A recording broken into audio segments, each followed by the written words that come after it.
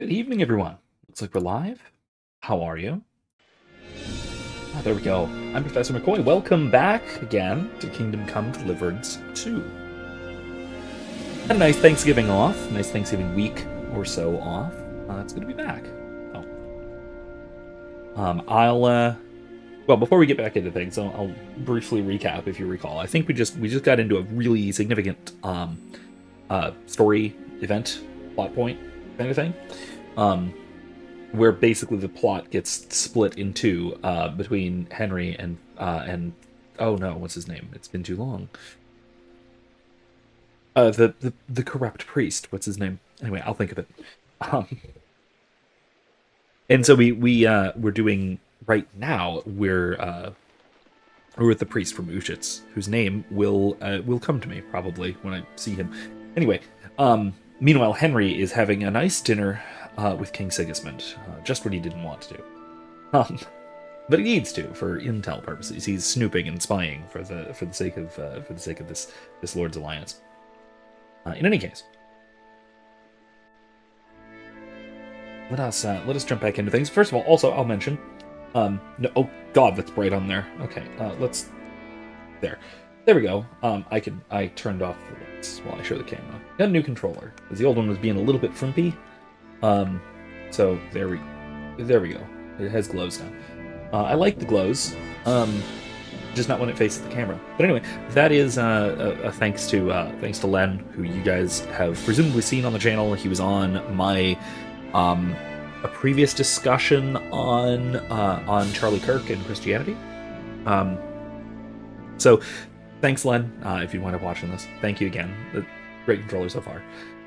Neatest thing about it, if you're checking it out, it's in no way sponsored or anything, but I think I recommend it so far. It's an 8-bit DO, 8-bit do, whatever, 8-bit DO controller.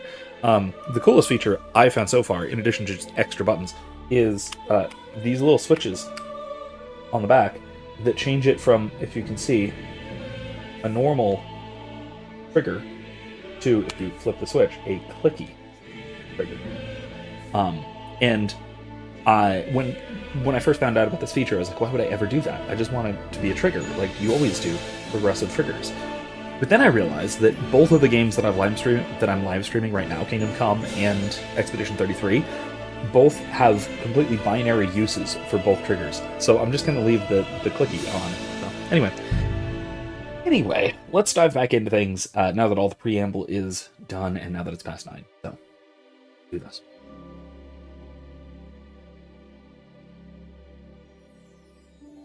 Right.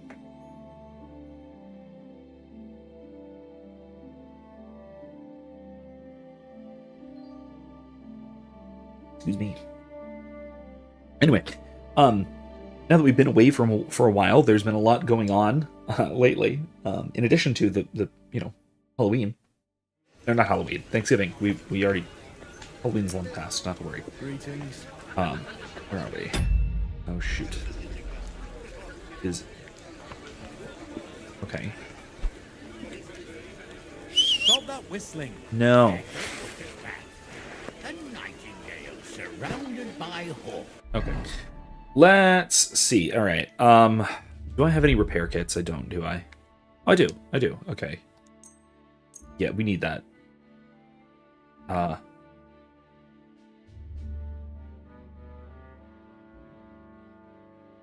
Actually, let's see.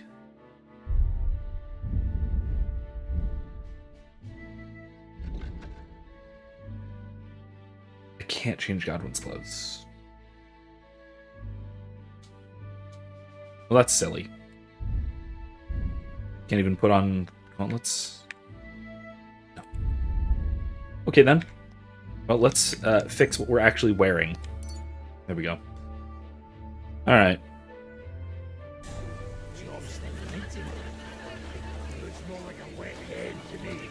Oh, actually, hold on. Let me see. Am I still drunk? Or still,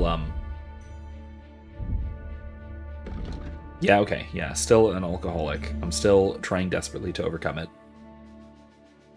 Okay. Die Hard, that's good to have.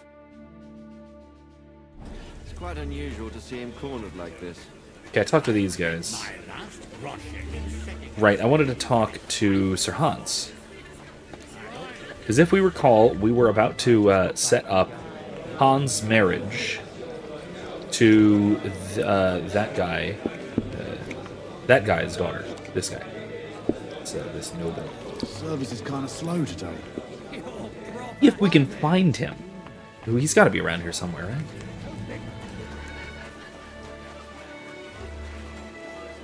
Because we're actually supposed to talk to Sir Hanush about the matter and just completely ignore whatever Hans has to think about the matter, but that doesn't seem right.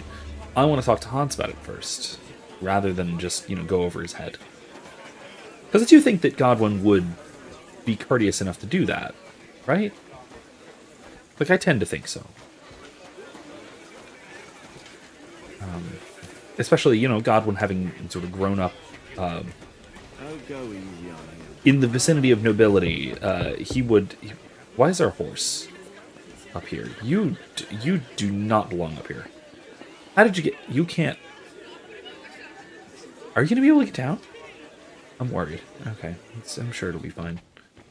Anyway, like I said, I think that Godwin would have a kind of a serious empathy for a noble whose father is, to this extent, attempting to basically control his life. So yeah, let's go to Hans about this first. Let's see if we can tell him about it. I've got some good news and some bad news for you. Oh, The boy. bad news is there's hardly any females in this whole damned place. Quite to the There's some contrary. old bat standing there with 2 young girls, but she watches over them like a mother hen. So at least tell me the good news. You're going to get married. Good one. Is she at least pretty? I don't know. I've never seen her. You're really a barrel of laughs, Godwin. Wait till Hanush hears this. Now, enough nonsense. Let's have a drink to your health and my freedom. I'd better slow down, or I won't live to see the morning.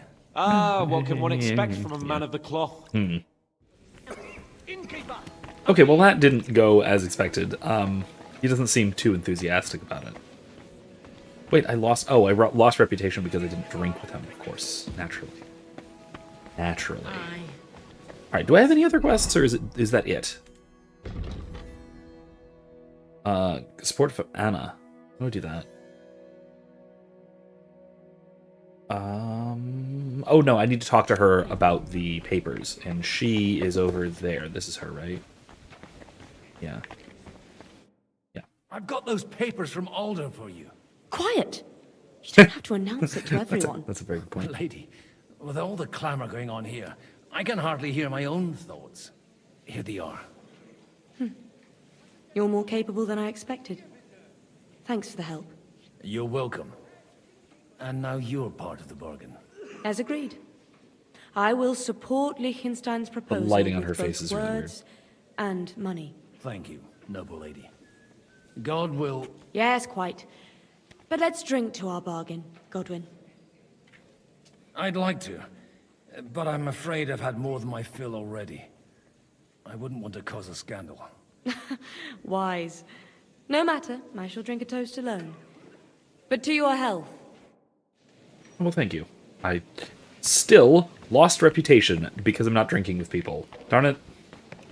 These guys really don't know how to support an alcoholic friend, do they? Really don't. Alright, Hanush. Let's see about Sir this. Hanush, I bring happy tidings. You do? Let's hear it then. I've gained us a powerful ally. Conditional. Who is it? I hope it's not one of those Kuttenberg stuffed guts. On the contrary, it's Bocek, the elder of Kunstadt and Podjebrad. Kunstadt? By Christ, he's the last one I'd have expected to step up. How the hell did you do it? Well, Well, there's one little catch. I had to promise him... I don't even know how to begin. Out with it. okay. Lord Kunstadt has a niece, so I arranged a betrothal for young Lord Capon, with your blessing if you agree. Hans Capon is to marry Yitka of Kunstadt. Godwin, you conniving old bastard! Oh, fuck. I don't believe it. So, I love these. young Hans is to marry Kunstadt's daughter? Niece. If you're serious, I'll make sure that you get the Rattay parish. Ah, Or you okay. could make me the abbot of Sassa. Or what about a bishopric? Forget it. Soon I'll be paying for a wedding. Not a word to Hans. I want to tell him myself. But let's drink to it, shall we? I must sadly decline, sir. I'll take that personally. Okay, wow. Excessively rude. Good lord. Alright, now what? Go back to Balchek. Good day to you. And Ziska? Zizka? You seem a bit out of sorts. Anything wrong? Oh, these grand aristocratic assemblies are nothing for me. I'd be happier if they just told me in the morning how it all went and what my boys have to do next. But then you'd miss all the grub and the booze. And the gossip. Oh, and have you heard anything interesting here?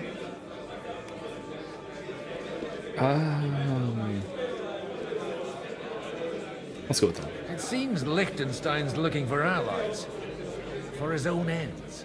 And how's he gonna do it? Didn't you see them all fighting tooth and nail here just a while ago? Well, different approaches work with different people. The only approach that'll work with Sigismund is open resistance. Maybe on the field of battle? I think he is probably right about that. Sigismund is basically... he's a very barbarian-style king. And I mean that in more the colloquial sense, not in the foreigner sense, but that as well, I suppose. Evening, Ibsen. How you doing? And so I do think that a sort of martial opposition is really the only thing that will persuade him, so to speak, to back off, at least, on his rulership over Chechnya. And when I say back off, I don't even necessarily mean abdicate the throne. Because I think forcing him to abdicate would really just require an absolute rout, an absolute military defeat. But in a case like this, I think that they could basically drive him off so that he will sort of hands off the region and go back to concerning himself with Hungary, which is actually his own homeland anyway. So no, I did not actually finish the Promised Land. Sorry, I've been at a whole bunch of other things lately. For example, I watched the first half of Stranger Things season 5 over the weekend.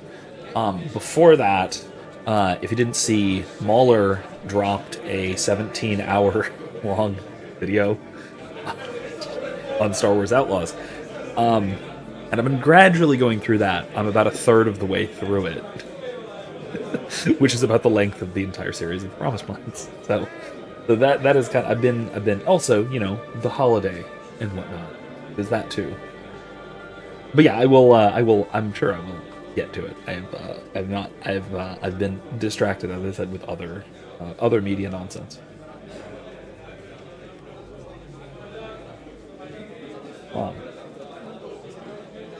Yeah, I will say though, so far, Imsim stopped watching after season 3. Never got too deep into it. Also binged House of David over the break and finished it. I assume you mean, Stranger Things. As you stopped after season 3, which is the wrong time to stop, but a completely understandable time to stop. Because season 3 was trash, but season 4 was excellent, with a little bit of trash mixed in. Like season 4 was in contest with season 1 for the best so far. Excellent. I actually do recommend you get back into it, even if you don't remember or care what happened in season 3. I honestly don't really. I know there was a mall and some Russians, and Max's brother died and some stuff. I mean, that's important, but basically season 4 recaps everything, just in case you didn't bother watching season 3, which is completely understandable because it was awful. Yeah, season 4 was really good, and it featured my absolute favorite character of the series, that being Eddie Munson. He's such a good character and has such an incredible arc over the course of just one season and only one of the like three major subplots. It's very good. In fact, I have a video that's basically about his plot arc in the context of a certain storytelling archetype. So I'll link to that in the description, and I'll throw it in Discord and stuff.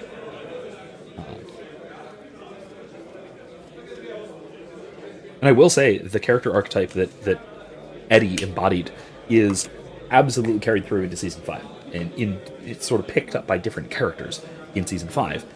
But I'm still really glad to see it. Also, yes, Bays, rip Eddie. He had God, his death was so freaking good. I didn't want to spoil it for Imson, but I have to talk about it because it was so good.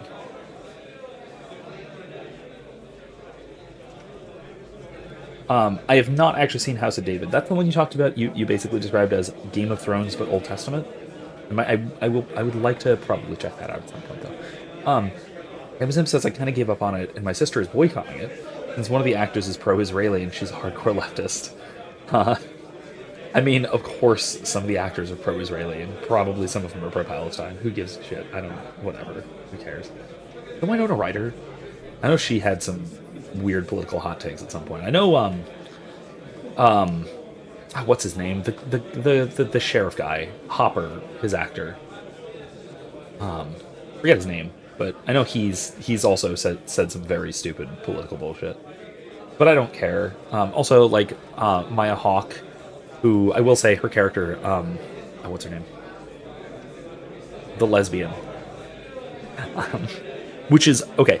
I say that. I refer to her character as Robin. That's it. I refer to her character as the lesbian because that's kind of what she gets reduced to in season 5 so far. She's kind of just reduced to her sexuality and being like awkward 1980s quirk chungus. So that's kind of disappointing. That is kind of disappointing. But yeah, no, it's she was better in the previous season. A lot of things were better in the previous season. Not to say that season 5 is bad so far. It has dropped the ball in a couple of places, especially with. Okay, biggest critique of season 5 so far, without spoilers, is because it's only been out like a week, is that the power scaling, especially for the Demogorgons, is way out of whack. Like, there's no predicting how dangerous or threatening the Demogorgons will or will not be from scene to scene. There are radically different threats in every scene they show up in. No matter how many there are, if there's one, if there's several, they could be, you know, a like alpha level threat, or they could be a mild inconvenience for unexpected characters who manage to either hold them off or get away, or even defeat them. That's the biggest problem I think with season 5. There is some other thematic stuff I want to talk about, but that can wait. Imzim said, on another note, what are your thoughts on the Pope's visit to Turkey and Lebanon? Any McCoyan, let's go with McCoyan, comments on any of the Pope's words or actions during the trip. Bay said Robin and Steve should have been a couple. Yeah, I could see that. I think that would have been actually pretty good. Get him over Nancy, please. Please end this horrible love triangle between him, Nancy, and Will's brother, wherever his name is. Stoner guy. Not a subplot ever. Anyway, yeah, Imson. Catholic Orthodox reunification seems closer than ever. Maybe. I mean, to be fair, you wouldn't know that looking at online discourse on the matter. On that note, actually, I will say that I didn't see a lot of direct reports about the Pope's visits to Turkey and Lebanon. I didn't see too much. I can only comment on a couple of things, some of the things I have seen. But I have been fed by the algorithm a lot of Orthodox whining about how, well, reunification would only be possible if Rome were to abandon all of the heresies that it has adopted since the 4th century, or some kind of nonsense. Like, no filioque, and actively renounce all of the theology associated with it. Renounce the Immaculate Conception because it is an innovation. I'm like, shut up, you're a Protestant. Just wait. My response to this is just, like, listen to your patriarchs. Like, filial submission to your patriarchs would solve this problem. Hey Grace, how am I tonight? I'm well enough. I'm all fired up about a few different topics, I guess. You guys got me onto a few tears, but whatever. Fired up in a fun way, I guess. I'm angry at I'm peeved, I suppose, maybe a better term, at a bunch of Western ortho bro convertodox Twitter guys named Chet or whatever, or like Dave or Carl, or whatever kind of Midwestern name they might have. Oh, I'm sorry, that's not their name anymore. They go by Bartholomew or something. Anyway, you get you know the type. You know what I'm talking about.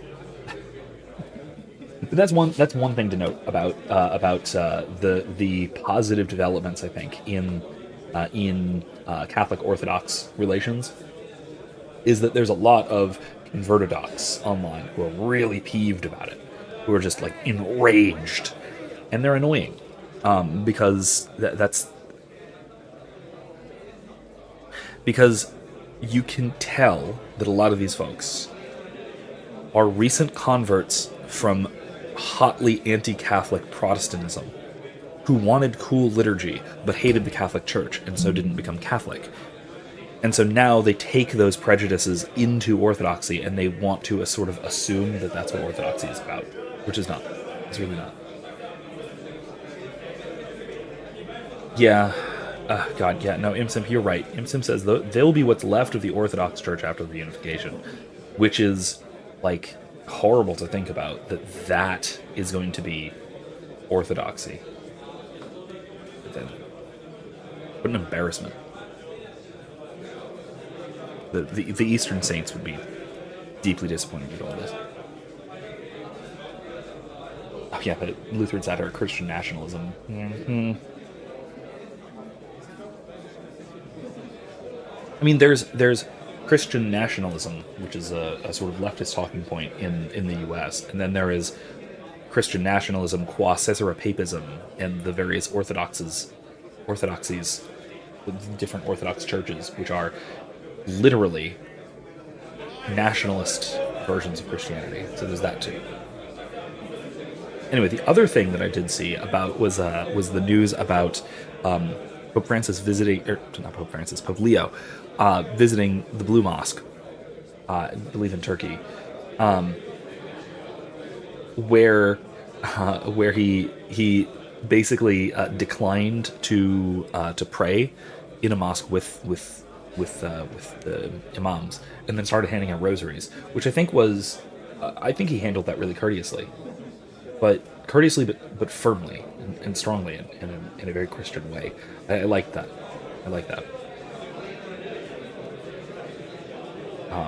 Because again, I think that, say what you will about reaching out in sort of an ecumenistic way to Muslims, but you can easily do so in a way that comes off, especially to them, as being a doormat. And Pope Leo has not done that. I'm very glad.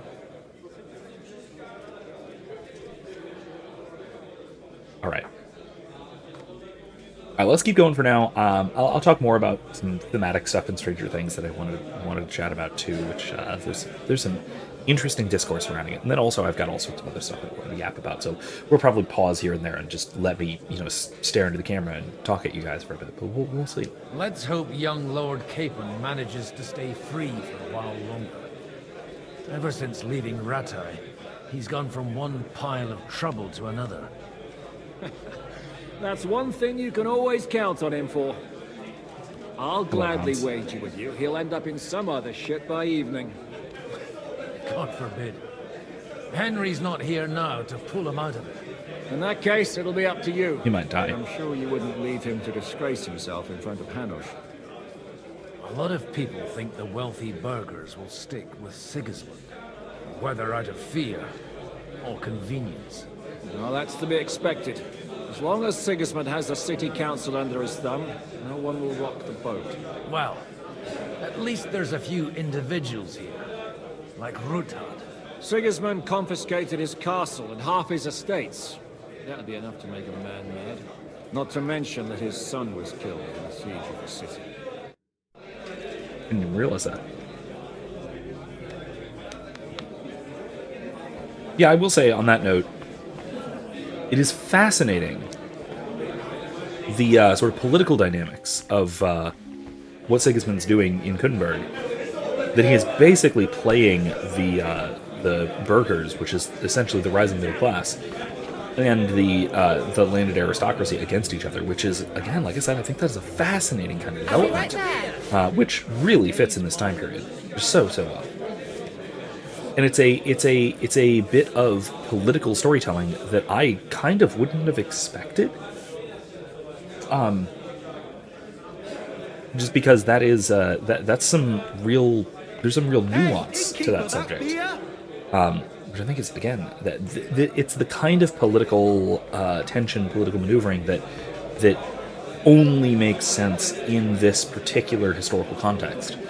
And it's a nice touch. It's a really nice touch. Also, so is this. So are these. I love these. These are rushlight chandeliers. They're wrought iron rushlight chandeliers. They're cool. It's quiet here. I found a quiet spot, except for the whistling. Anyway, that is very cool. Again, very period. It's a little bit odd to find something like this in a castle. I would think there would be something nicer, like a candelabra would be strictly nicer than something like this, but I guess this is also absolutely cheaper and more replaceable, because you can just refill the rushlights. Also, it'd be a lot more fun to cut this cord than a candle chandelier, because all of those are just open containers full of oil with open flames. So if that falls on somebody or near somebody, it's going to be a massive conflagration. All right, let's see. So, Buchek, your niece Yivka can start preparing for her wedding. So Hanush agreed, without reservations. Indeed. Then I will fulfill my end of the bargain without reservation. Excellent. Thank you, Lord of Kunstad. Enough formality. We'll have a drink. What do you say? Thank you, but I'd rather not drink. The evening has just begun. Jeez. Everyone's so grumpy. Like hell when I shit. It's like my arse is on fire. Sorry, I have a real problem. I'd like to solve that problem instead of making it worse. The horse still here? The horse is still here. That's fascinating.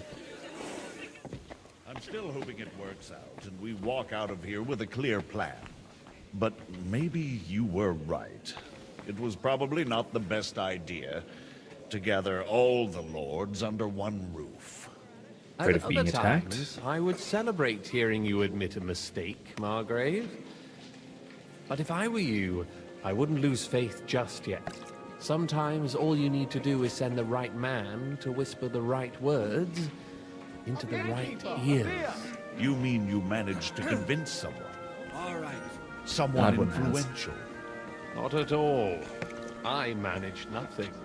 But I have found someone who could pull a thorn out of our side and get some influential people to join our cause. And who is this secret envoy of yours? I'm still hoping it works out and we walk out of here with a clear plan. That's it. That's the end of the conversation. But It's gonna loop now. were Okay, right.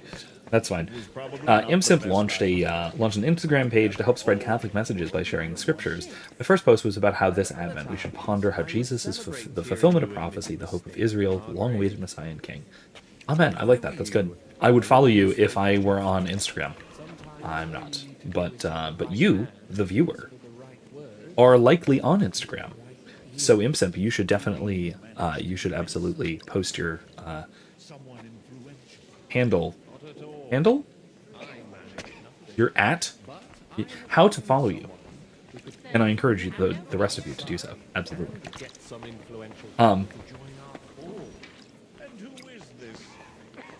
Outpost of Zion, that's right. Awesome. Do it. Check them out.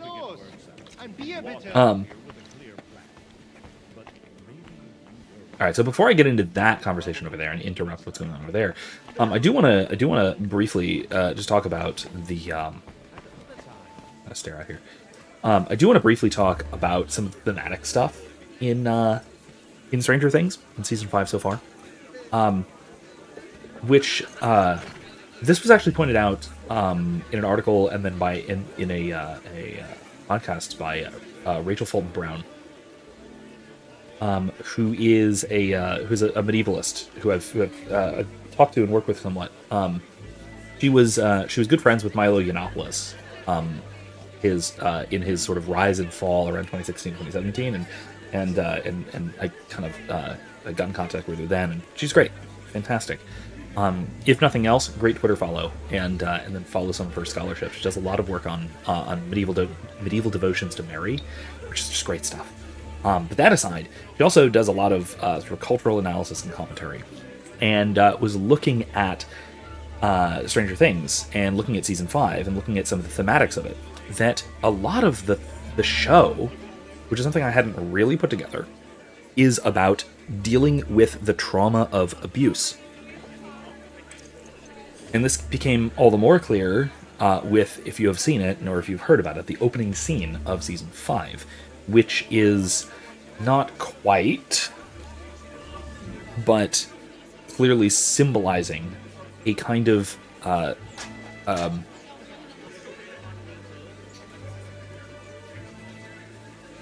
an assault on a child, let's say. Because I can't say it's sexual per se, because it's not really, but it is clearly meant to symbolize it. Right? It is Vecna dealing with Will, so to speak, and it's pretty disturbing, really, the imagery and whatnot. But it's a horror show, so it's supposed to be disturbing, and that's the whole point, right? I kind of noticed that was kind of funny, that the most notable gay character, or sort of the awakening gay character, is the one where we see his traumatic past of molestation, essentially. What did the Duffer Brothers mean by this? But in any case, though, right? That's one thing worth noting. But also, I mean, you can look to all the different characters and a lot of their arcs and their development is in some way dealing with trauma, especially the trauma of different kinds of abuse. Right? And I do think that there is a lot of rich symbolism there. A lot of which I'm sure that the writers intended, but some of which I think just sort of arises organically, just because that's kind of how these things would manifest symbolically, because it fits, right? And we kind of instinctively realize this is how it fits, and we don't even need to think about fitting it actively. It just kind of that is what makes sense to write about.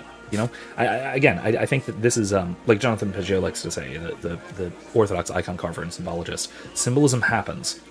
Right? You don't actually have to do it. It just sort of happens.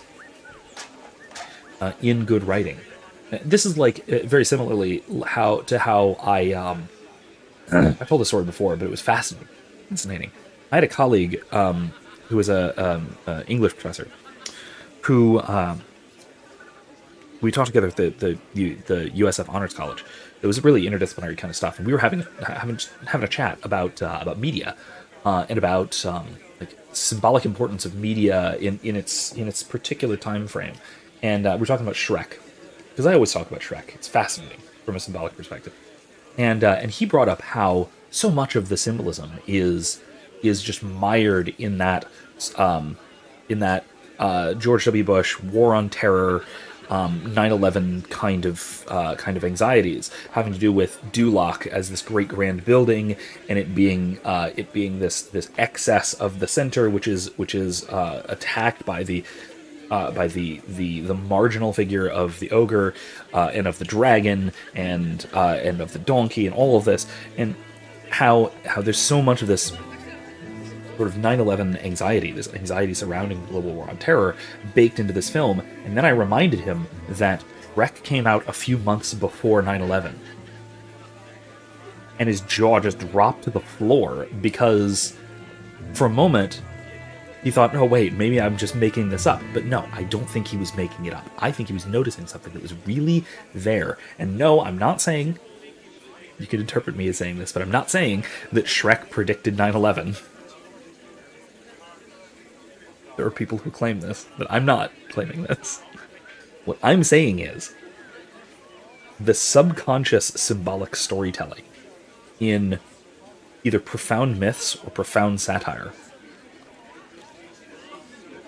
get so deeply at the reality of the world as it is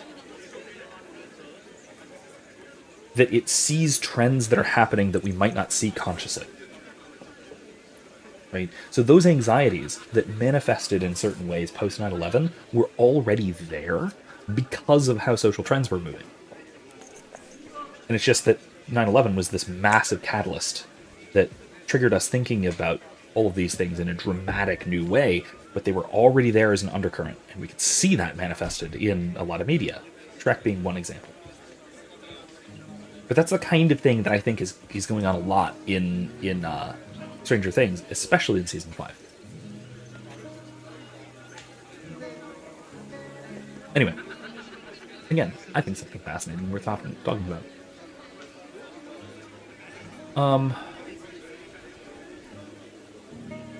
Baze asked, on the topic of orthodoxy, did I see the debate between Andrew Wilson versus Daniel, last name omitted, last name unpronounceable? It was another Wes Huff versus Billy Carson level of slaughter. No, Daniel, that's the that's the Muslim apologist, right? Am I thinking of the right one?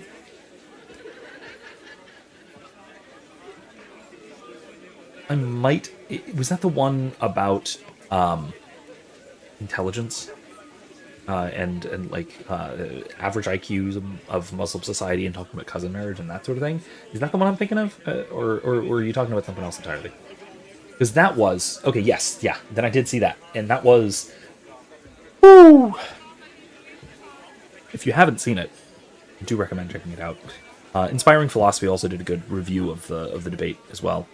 But yeah, no, that was quite the horrific debate. And I will say, I'm not a big fan of Andrew Wilson, just because he's not very intellectual. He's very smart, but he's not very, maybe I should say academic rather than intellectual. He's very fiery, which is not my kind of way of discussing these sorts of things.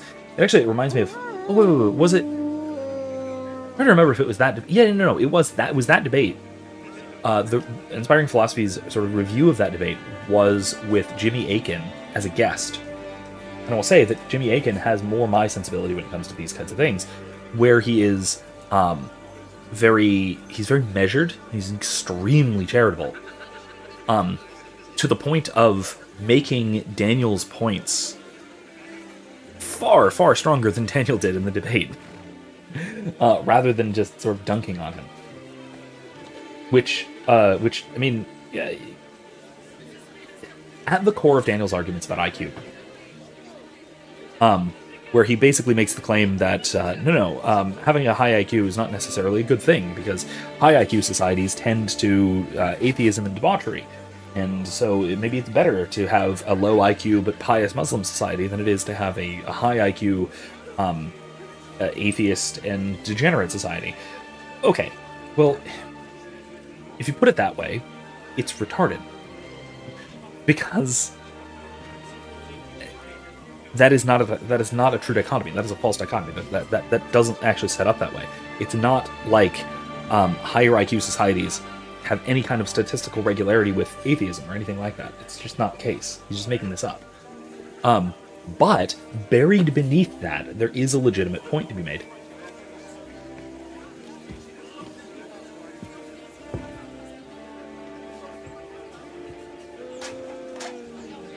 Excuse me. And I think Jimmy Akin made that point in this review, if you haven't seen it, where he basically says, if you had to choose one or the other, in other words, which is more important, having a high IQ society or having a moral society?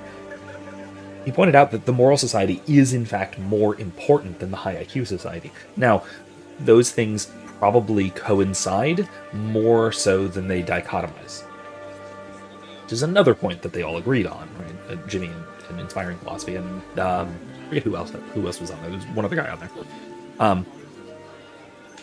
But if you had to choose, because if you're trying to figure out which is more important, yeah, then having a morally upright society is more important.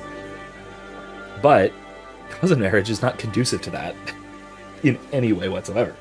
So the point is absolutely hilariously absurd. Anyway,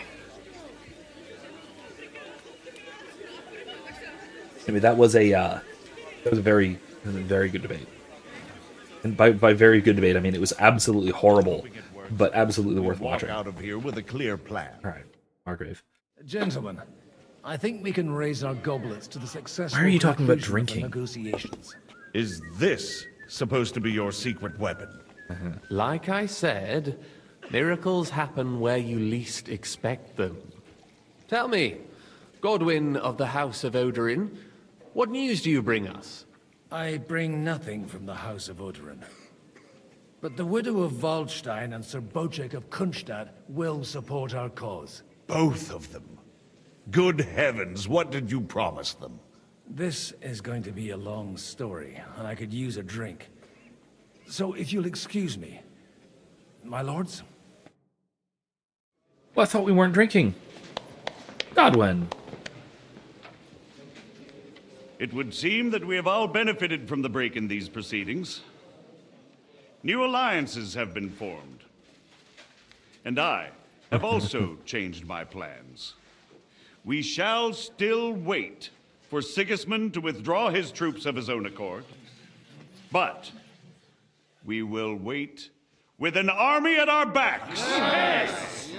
And how are we to raise an army? Wasn't it made clear at the meeting that no one wants to take the risk? The only thing made clear was that each of us alone is weak, and that we could not find common ground.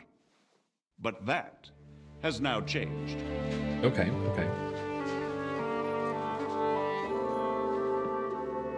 King Wenceslas is, by the will of God, the verbatim of all his subjects. Not only the Christians. Our community, and not only ours, will give you coin.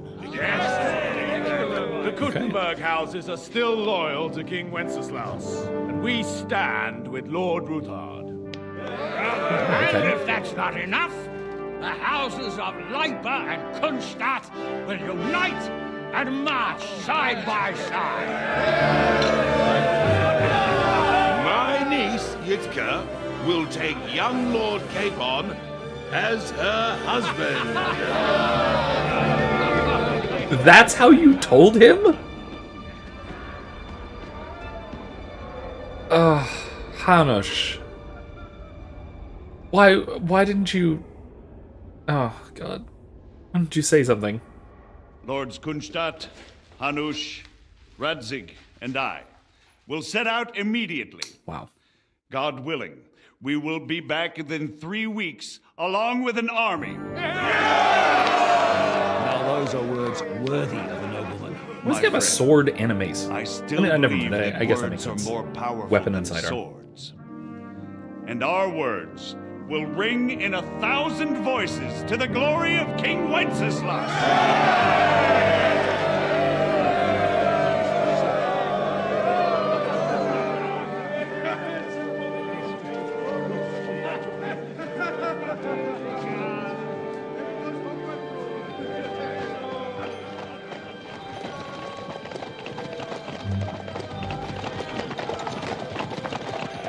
Oh, nice.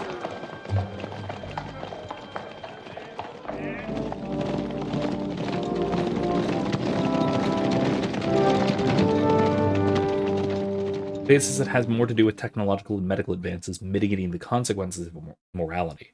Yeah, no, I think that's right. I think that's largely right. It is, as much as I kind of loathe to admit this sort of thing, I do think that a technological advance like that does give a cover for gross immorality at a societal level, which is disturbing and unfortunate, but I think it's unavoidable. After we conquered the city, you promised to restore order immediately. And then I find out things are even more disordered than before. Your Majesty, we are sorry. We will put it to rights. You've already said that. I want to hear real solutions. We will put more guards on the roads and toughen penalties. We can have a few captured bandits executed as an example to others. We do not care about bandits. We care about rebellious nobles and burghers.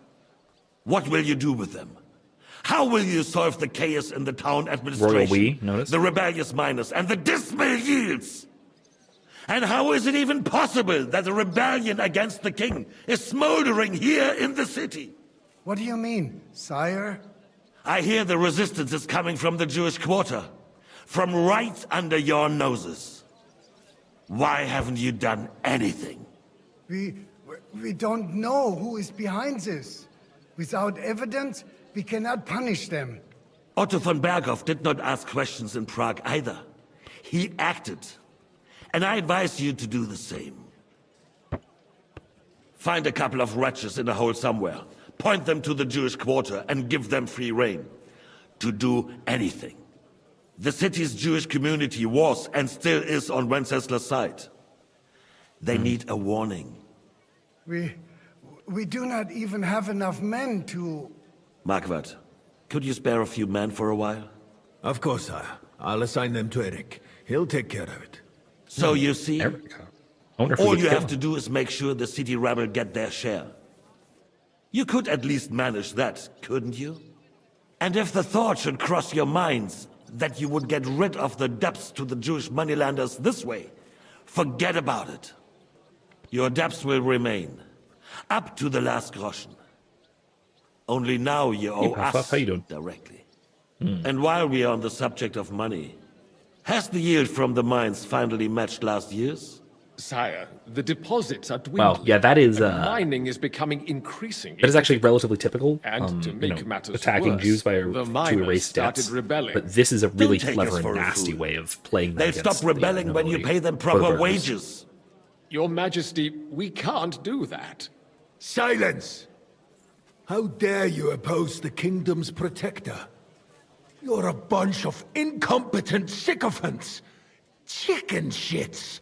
Not any better than the scum hiding in the forest. I apologize, sire. I'll do everything in my power to... All I hear from you over and over again are excuses and prevarication. And results? None. I therefore placed the city council under the authority of Sir Marquardt von Aulitz, who is present here, with immediate effect. He will make sure you finally do your duty. But, sire, that would be a violation of the privileges granted to us as a free mining town. Silence!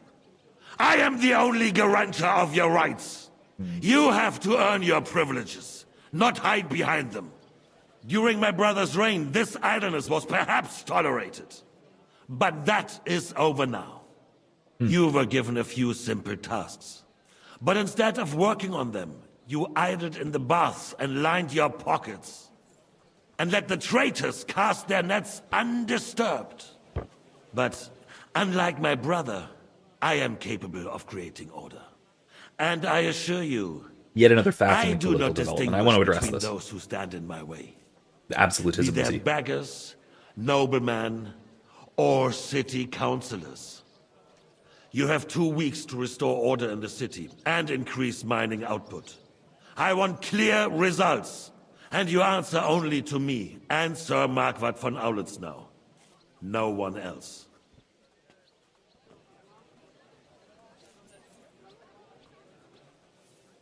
The council is dismissed. You, don't go anywhere, boy. Be so kind and remain here. Our throat has become rather dry.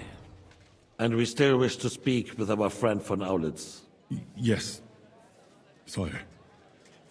As you wish, sire. Between the two of us, Marquardt, was I not perhaps too harsh on them? And speak candidly, we have had enough of false flattery. Sire, you were harsh. I wonder if I can... Hold on. Okay, I don't have anything. Okay. I was gonna say, I wonder if I have any, like, poisons or anything. Because that might be useful. Counselors. They need to Okay, actually, I will pause for a moment. Because I do want to talk about that speech. We see here another fascinating historical development, one which often goes ignored. And it's one which very few historians will really point to other than Hans Hermann Hoppe. I've often talked about Hoppe and in the significance of his historical work, far more so than his contemporary philosophy or even his economic insights. His historical analysis of the sort of degradation from the High Middle Ages down through to modernity into the sort of modern democratic systems that we see today is particularly insightful because he notices the trend from aristocracy, what he calls aristocracy, towards absolutist monarchy.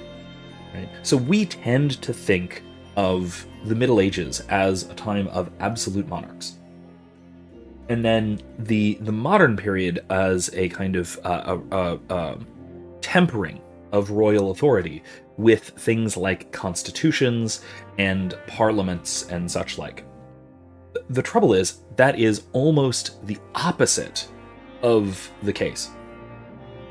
In reality, the change went more like was more like a shift from a decentralized system of interlocking centers of authority, which I've talked about before, with the various nobles and even various kings and whatnot, each having authority within their particular domain, but no further,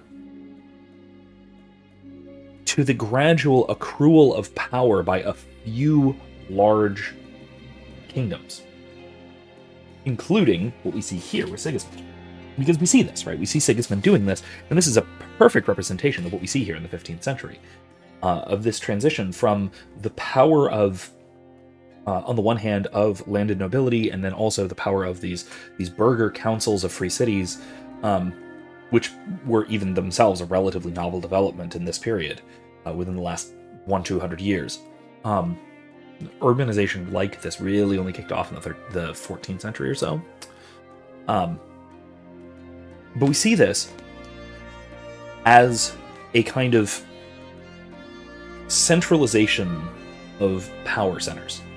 Rather than a kind of broad distribution of political authority, what we see is a concentration of power among this particular group here for a particular purpose.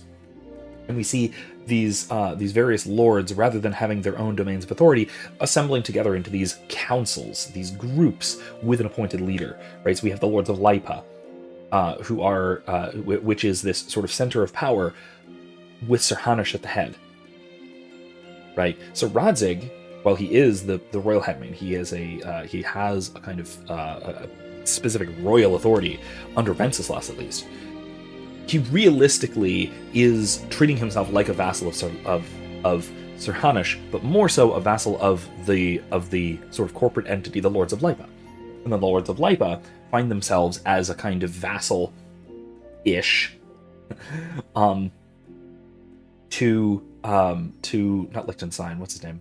Margrave Jobst, right, who finds himself as the kind of leader of this coalition in support of King Wenceslas, right? And so what we wind up with is this further and further centralizing of power and authority.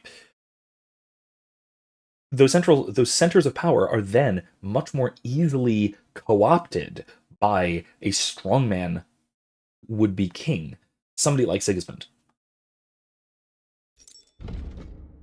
Is it gonna be able to? No. Okay. Own their place. Okay, music's not coming back. Oh well. But I find this absolutely fascinating that they managed to depict this, the political nuances of this time period, which was a fascinating time period. I have to give a tremendous amount of credit for their ability to depict this so well, because they really do. And again, it's a little period of history which is just so often profoundly misunderstood, because we think of sort of absolutist monarchy as being medieval, and then that, like I said, that being sort of tempered as the modern period develops, where again the opposite was the case. In fact, I was just reading. I've just been rereading for the first time in a very long time, Connecticut Yankee and King Arthur's Court by Mark Twain. More on that later. But he talks about the doctrine of the divine right of kings, and talks about it as if it were a thriving doctrine that were at the sort of core of society in the 6th century, which is absolutely false. The doctrine of the divine right of kings was literally not even introduced until the 16th century, I believe. It might have been late 15th. I'm not sure. I do know that at least in England, it was introduced to England by William Tyndale, the guy whose bad translation of the Bible was burned. And it was partially burned because it contained within it commentary leading towards this doctrine of the divine right of kings, which was grossly heretical. Right? Things like that. We think of the divine right of kings as this sort of medieval doctrine imposed by the church to maintain power over the nobility, yada yada yada. None of that's true. Again, it was this modern invention, much more modern than we think of. Seeing this is a fascinating little microcosm of the early stages of that trend. Anyway, that's all I had to say about that subject, at least for now. It's a fascinating one. I'll talk more about Connecticut Yankee later as well. I will say briefly, I haven't read it since I was, I think, 7, because I read it in I think 2nd grade. Is when I actually first read it, because it was the first of Mark Twain's works that I read. I loved it at the time, but in completely the wrong way, given that I was, 7 and being taught by, I was being miseducated in the context. Bazemore said a bit ago, to my point about Andrew Wilson being smart but not an intellectual, that's valid. He was in a debate with a progressive pastor on homosexuality. When asked about the potential harm, he took way too long to describe Immanuel Kant's categorical imperative without saying Immanuel Kant's categorical imperative. Yeah, that is always the problem, that people who don't study ideas can still have ideas, but have to waste time reinventing them, which really prevents a lot of intellectual progress from happening, unfortunately. Anyway, let's see how this keeps suffered their going. insolence for far too long. And the same is true of the Jews. We know. Otto repeated to us several times that it is time to strike against them. We are glad he's not here. He would be intolerably self-satisfied if he knew we had heeded him. Boy, can't you see the King's cup is empty? You tend to us as if we were infirm. Boy, pour us a monastic wine. The monks had a good year. That's the red? We have concerns. That's the white. The Hungarians are rebelling. Our army is falling apart, and we have enemies here on all sides. Would we had a proper army instead of human mercenaries? They cannot be relied upon. I hope that was the right one. one. We are no closer to our goal now than a few months ago. You don't. Can't you tell white from red? Well, no matter. At least the Takai will remind us of our home. Whoops. Oh well, If whatever. our I don't care. father were still alive, he would have been astonished by the We hate this guy, it's fine. news of Wenceslas' reign brought to us. With a single word, he would have put the nobility in their place, and the country would flourish. God grant him eternal glory. We won't need much more time. We'll arrest the traitor Odorin, and the rest will fall in line. Odorin. You say the others will be brought into line, but Who's what Odorin? do you know of them? We know only a few of them. But there's a fortress standing on every damn hill here. What side are their lords on? We'll find out soon enough, sire. If only Wenceslas were not such a stubborn ass, and relinquished that throne that he has no use for anyway. The nobility, on the other hand, found a ruler like him very useful. They made a puppet out of him. Once you restore order, they'll join. Again, that is traditionally kind of how things work. That the king was First, they'd have the relationship between the king and the nobility was always a push-pull. There was never this kind of the king rules over the nobles, like we typically think of in our sort of cartoon version of medieval society, or like Sigismund wants it to be. To be willing to make peace at least among themselves. Jobst does everything he can to sow chaos, so that he himself emerges victorious in the end. This business makes me thirsty. Pour me some of that red, boy. I think Jobst is just waiting for the right moment. He'll switch sides when it suits him. Maybe. But first I'll have to conquer a few more cities, and get a couple more lords on my side. Then they take the threat of war seriously. And Hungary. If Bohemia is a wasp nest, then Hungary is a viper's lair. You will follow in his footsteps, sire, as soon as you get the chance. But the wine is good here. To your health, Margaret. Yeah, we get the right one. Yay! Anyway, get some monastic wine. And to your health too, boy. May your children grow in the land ruled by a good king. You did a good job, Waiter. You can be proud of yourself. To your health, Your Majesty. All right, so we got some useful information here. First, we need to crack down on the biggest trouble. Oh, there's more. We're working on it. While the council was meeting, Otto von Berghoff and his men set out for Raposh. Odorin won't give you any more trouble. He and Ruthard are in it together. Once we get Odorin, we can handle Ruthard easily. Rabosh will be yours. After all, Otto has already got Malishov. I appreciate your confidence, sire. But the devil knows there are a lot more strongholds to conquer. We probably ought to let them know about For that. the king, red wine, boy. No. We shall have Really likes his red wine, huh? We have had enough of red. White it is. Quickly! If Raposh falls, okay, never mind. Follow. I think von Berghoff's little contraption will find its use again. If need be, we could use it to raise this town hall too. And I have some suggestions for other candidates. Not so fast, my friend. It's a wondrous tool, but we can't rely on it forever. But to bring it here to the square and point it at the city hall?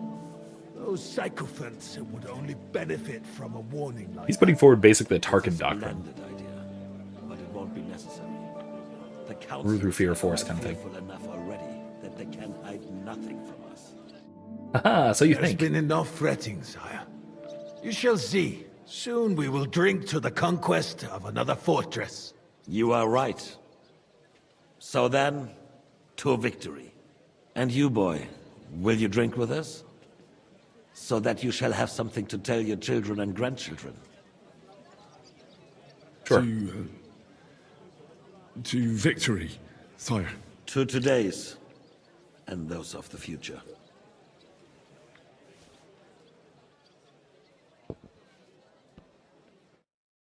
I mean, you don't have to like the king for it to be a cool story to have drank with the king before deposing him. That's what a good spy should do after all, right? Catherine would be so pleased.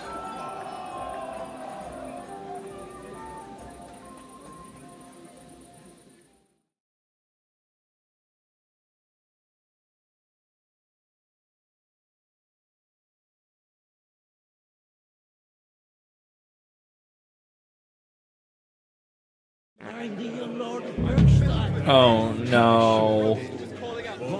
Made sure everyone heard like you fuck a bit and die. Hold on. What duel?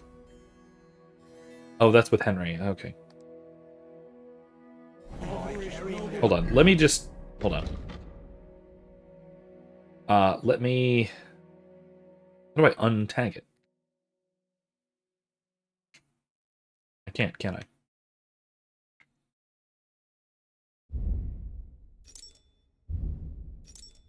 No, I can't. Okay, that's cool. Off to Liechtenstein, celebrate with guests. Okay, let's go to Liechtenstein. About the girls or the piglet? Hey. John, is that you? You in need of something, my wild friend? I'd like to drink a toast with you to our joint success. As they say, all's well that ends well. So, to brighter tomorrows. Touching. Come now. What's become of your poetic soul? I never had one. Truly? Not even a little? Forgot one. Not a bit. I'm just a cynical old pragmatist. In that case, in quite simple and pragmatic terms, the wine has run out. Oh no. I've got a tongue like a slice of weak old bread after all that gabbing. Well, get something wet for us then. His lordship is so unsteady on his legs, he can't make it as far as the keg. To hell with that keg slop. Your father surely has something better stored away. I had my eye on him all What evening. are you, 16? What is this? He had pictures brought from somewhere for himself and his closest friends, and left the rest of us to drink cheap dregs. Oh boy. Well, that is Try and rude, to be find fair. One of those pictures for us, eh? I'm sure you can manage that. You can bet on it. I've got a nose for booze. I don't doubt it. Get sniffing quick. Okay, great. I'm tipping sideways. I haven't eaten so well in a long time. You can drink and stuff your craw anywhere, even at home. Yeah, okay. Is that a pitcher? A pitcher, not wine. Likewise. Am I hungry? I'm not hungry. Okay.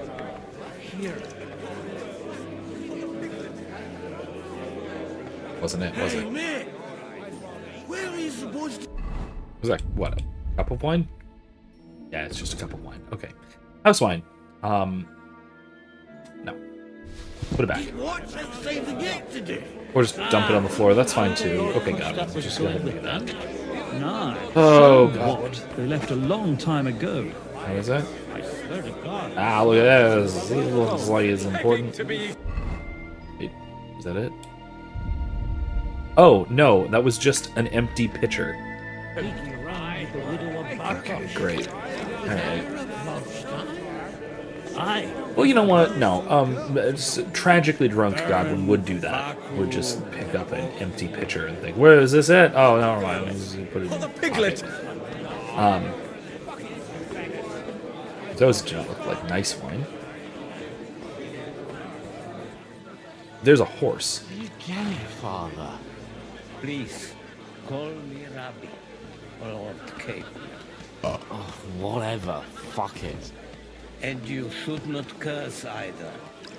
See, you talk exactly Okay, the well, same as our holy the horse is a problem. What is bothering you, young man? You should rejoice. Oh boy, here we go. Let's see how this goes. But I didn't ask for a wife. I wanted to prove that I was worthy of the name of my house, earn a reputation, travel the world, and maybe later, one day... Then you might be dead, sir. Think about the future. You need an heir. See, this is true. At least asked me. Hey, I tried. Monster. Then she will be the rich monster. And God willing, the children will take after you. The levitating horse is really I disturbing. need more wine to wash down my pain. Will you drink with me? I shall not, son. Intemperance is against You sound drunk enough already, Rabbi.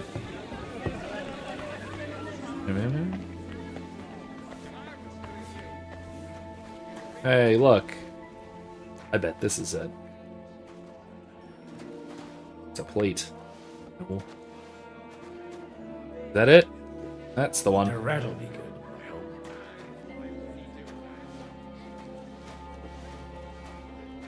Yeah, okay. Oh, come on, Godwin. Now there's a piece of horseflesh for you, Rootheart. Not like that nag of yours. What the hell do you feed it with? It looks more like a damn bull. Yeah, it does. Sir! There's some horsemen right out front of the fortress. Ah, that's Peter of Pisac. Wouldn't come to the council, but is coming happily to the celebration, you old fox. No, don't do that. Don't just open it.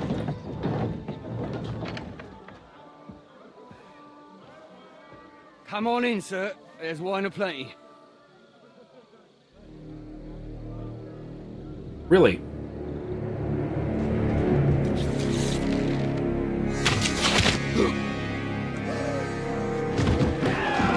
Hey! Hey! Intruders! Enemies at the gate! Oh, great.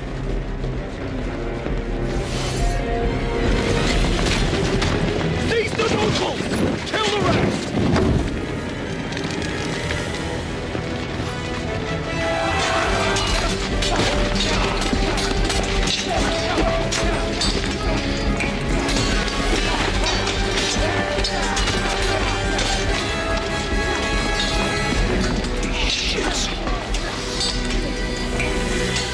Drunken fight time.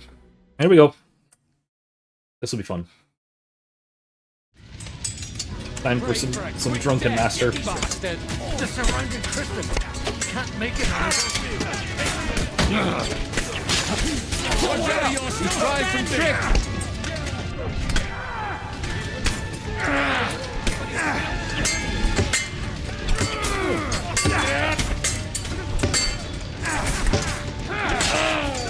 Fine to give up! One step back! Stand your ground!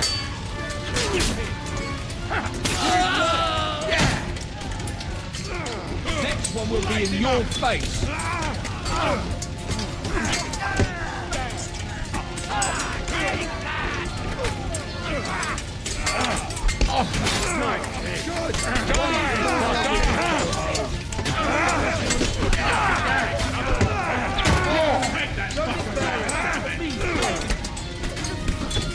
Come on. I'll hack your ass!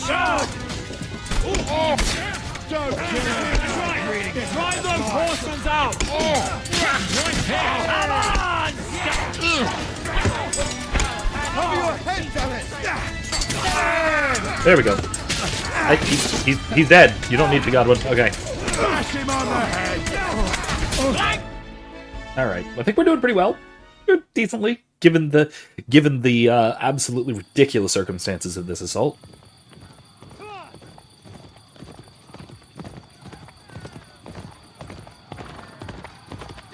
Is that Henry in no armor? Oh god, he didn't even have time to armor up. Oh shit. Okay.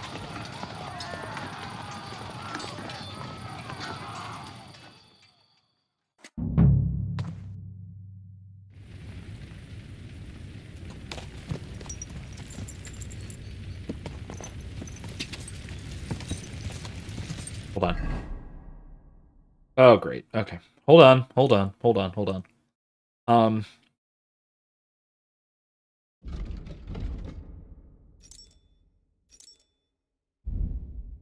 Okay, weapons are fine.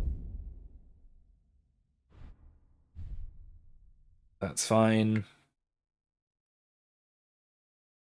Hold on. Wait, where's my switch? There we go. That's better. There we go. And let's go sword. Excellent.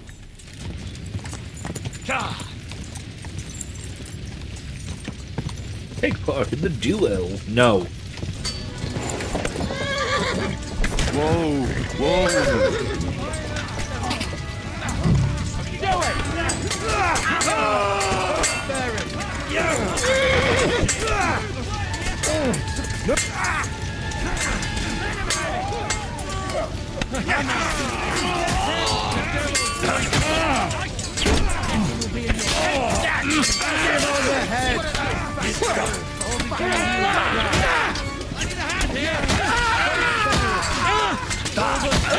Do You'll soon be meeting.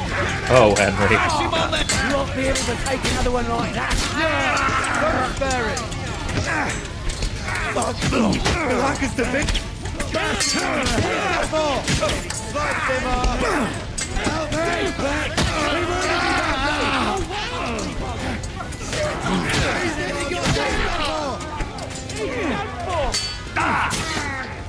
Okay, I need to rest a second. Okay, there we go.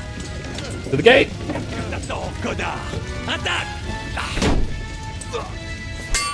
Fuck you! Nice strike! Excellent. Find out what happened. That was a close shave. A little too close. Oh, fuck me. Do my eyes deceive me? Henry! Godwin! How did you get... Damn. I can't tell you how happy I am to see you.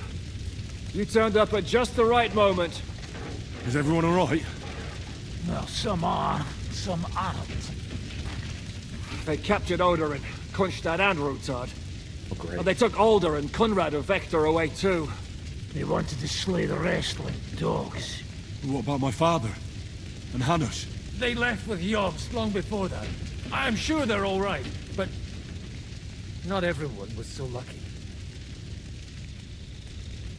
What happened, Godwin? Who died? Anna of Waldstein. She didn't stand Oh, a no. chance against those butchers. May she rest in peace. She was simply in the wrong place at the wrong time. And they almost killed my brother. But only almost. Good luck. What do you mean, almost? What happened? I got there in time to help him, fortunately. Christopher tried to defend our father, but nearly lost his life doing it. For nothing. I wonder if Old I could have grievances saved Anna. aside, Odorin is an ally, the same as Rutard and Botchek. Well, they all have their quirks. Cousin Botchek's wonder if I could have a saved Anna. money-grabbing magpie. Then I wouldn't give up on the fucker either. We'll have to wait for the other side's move anyway. We don't even know where von Berghout took them. I tried to come as soon as possible and warn you, but von Bergov's people beat me here. You knew he was coming. Markvart bragged about it to Sigismund, and Sigismund promised to make him Lord of Raborsh in return. When he sees what von Berghout did with it, he'll shit himself. You find that funny? Do you like watching those foreigner dogs rampaging around and slaughtering innocents? Who else has to die before we do something about it? Tell us about it. We were neck deep in corpses before you bothered to turn up. Well, Bothered? not you. Fuck you, Jan. I'd trade places with you in a heartbeat. Trust me. We've lost a lot of allies. We'll have trouble finding new ones. They'll be afraid to even peep against Sigismund. Well, are you surprised? Look around. Sigismund showed everyone what's coming for all who resist him. Is there anything we can do? Definitely not right now. We'll treat the wounded, bury the dead, get the hell out of here. Then we'll hide in the Devil's Den and wait for Jobst and his army. If I survive the journey. Oh, God's teeth. That stupid nag nearly broke me in half. Of course. And what am I supposed to do? Can I help somehow? You've done enough, don't you think? And I'm sure Liechtenstein can't wait to find out what was discussed at the city council. Yeah. The king announced one more thing at the council. He asked the councillors to ransack the Jewish quarter. That is, he ordered it, more like. Fuck! Liechtenstein's got his people there. They could reveal a lot. The city rabbi is sitting upstairs in the hall. At least he's safe here. They're our allies. Yeah, not We have to Liechtenstein's help people, though. What do you mean by we? Everyone here is lucky to be still breathing. I can just see them all jumping to their feet and rush to save their poor Jews. Maybe Samuel will figure something out. He wanted to talk to you anyway. He's here too. Aye, escorting the rabbi. You should go and see them as soon as possible. And tell Liechtenstein too. Anyway, we've got work to do. Godwin? Give me a moment. I'll go and see Christopher first. Okay. Guard the walls until morning. If anyone shows up, I want to know about it. I'll be with you. Well, we're looting, I guess. The dead nobles. Dead horses. Anything useful?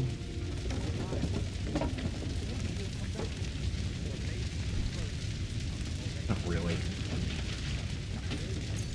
Roshan, I guess. I'm gonna assume there's not much useful on any of them. I'll take that, though. That's bound to be useful.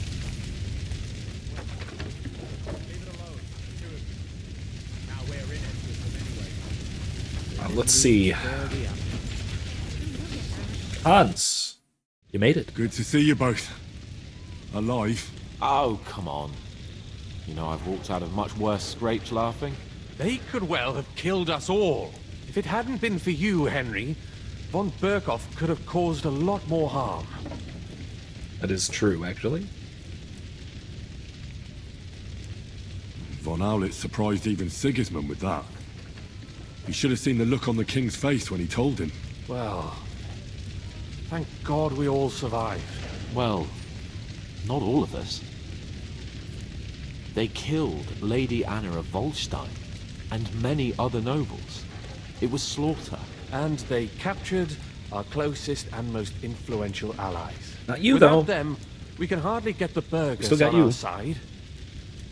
We're stuck. We can't give up now. It would only show Sigismund that he has nothing to fear. Exactly. This is a test, and an opportunity to show that we stand by our allies, whatever the cost. You're right. When I drink too much wine, I get overwhelmed with self-pity. Nevertheless, Come on, buddy. I have to admit it can't get much worse. Actually, it might. And very soon. At Sigismund's council, an order was given to ransack the Jewish quarter. God's wounds! We need to get back to the city and warn them. I'm going with you. Out of the question. Do you want to end up imprisoned again? You'll be more useful if you stay here and help Shishka. Henry, tell Samuel and the rabbi to get ready to travel. I'll try to get someone else to join. Alright then. This is a nightmare. Is there a wash bin somewhere? My Tempest lost his life to take care of him, Sir Christopher. And hope his father comes back soon. Yes. The best thing we can do is to keep doing our work. What if the old lord doesn't come back? Then we'll have a young. He's not a little boy. Or maybe the crows have feasted on him already. There isn't a washing trough. Oh, okay. Fine. Do I have anything I need to repair? Is the other question. The related question. No. Look like. Oh, wait. Hold on. That's just armor. Let's see anything else real quick. Why not? Why not? Nope. Not. Right, that'll do. You are still here, horse. Oof.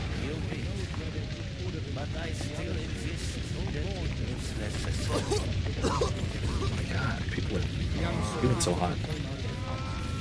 But he'll live, right? He should. He was covered in blood, but most of us probably fought bravely. And it was an honor to stand by your side. I'm glad you did. Even though that old bastard was hardly worth it. Don't say that. All right. But if you got yourself killed, it wouldn't have helped him. Preaching again. Aren't you... a priest? That's true. We need to get you into safety. You're the Lord of Reborn now. Lord of Ruins. I'll leave that out. Not the ruins yet. At least you survived. Do you think you can make it to Suchdol? I hope so. All right. And Peter of Pisac is our ally. He'll surely let you stay there, at least until you get back on your feet. Hang on now.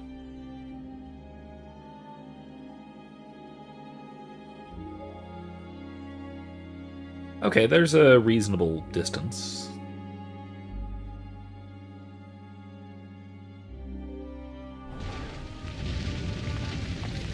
God, what do? Can we have a chat still or no? No, I guess not. Okay. All right. Sam, I need to have a word with you. Uh-huh. That makes two of us. Just tell him. You may not get another chance. I talked to Godwin. He said you know each other? What did you talk about? Me? We talked about your stepfather, Martin. Why? Neither of you knew him. It's true, I did not. But I tried many times. Remember how I stared at your sword when we first met? I recognized the Master's symbol engraved there. Well, the thing is, I am Martin's son. What? Pa's son? How did... Yes, his son. That is, his bastard son. Why are you even telling me this? I thought you would want to know. Martin was raising you instead of being with Mother. And me.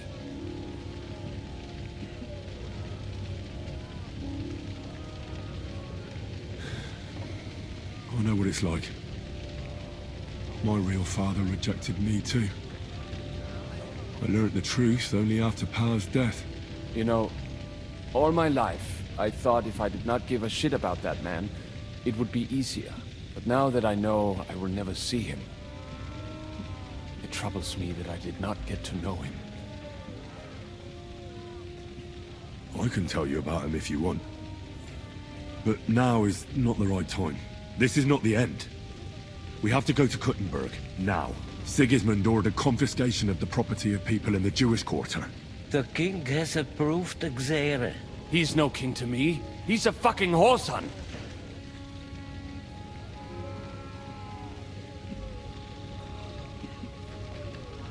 Is Gzera, like, a pre-Holocaust word for Shoah?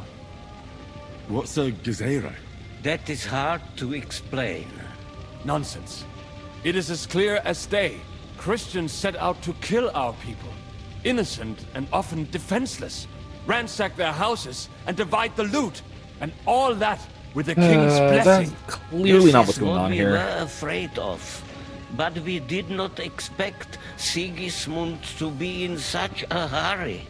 We need to get back into the city and get the people out, quick, before it begins. Will you come with us, Henry? Every man counts. I'll come. And Liechtenstein already knows about it too. Very well. We should get going right away. Let's not waste time. I will say, though, that is very clearly not what's going on here. This is very clearly not some, like, Christians slaughtering Jews, anti-Semitic kind of thing. On the way here, I saw Sigismund horsemen and feared the worst. Kubienka, what brings you here? Well, I heard you were having some kind of a feast here, so I came to grab a bit of meat. And I see, instead of that, you have a massacre here. Well, the real massacre is yet to come if we don't do something fast. We have to get to Kuttenberg. Can we borrow the wagon you arrived on? But of course. I borrowed it too, if you know what I mean. Oh, great. Okay. Could you stop blabbering already? We don't have the time. Easy, Ingele. And you, sir, if you can, come with us and help us. All right. But could you please tell me what the fuck is going on? I'll explain Like I to you said, on this the is way. very clearly political Time is rather running than out. it being Are you coming too, driven Sir by hatred John? or anything like that. Of course. You have Christmas music going in the speakers, background noise. Already, huh? I mean, at least it's Advent, so I guess that's vaguely forgivable. I'm still endlessly bothered by the early encroachment of Christmas, particularly into Advent, or even more so beyond Advent. But I think we by failing to really take Advent seriously as a season of solemn preparation, I think that is a large contributor to what a lot of people experience as seasonal depression. At least that which isn't caused by the weather. A lot of it is, I think, caused by a kind of holiday burnout, which is really an artifact of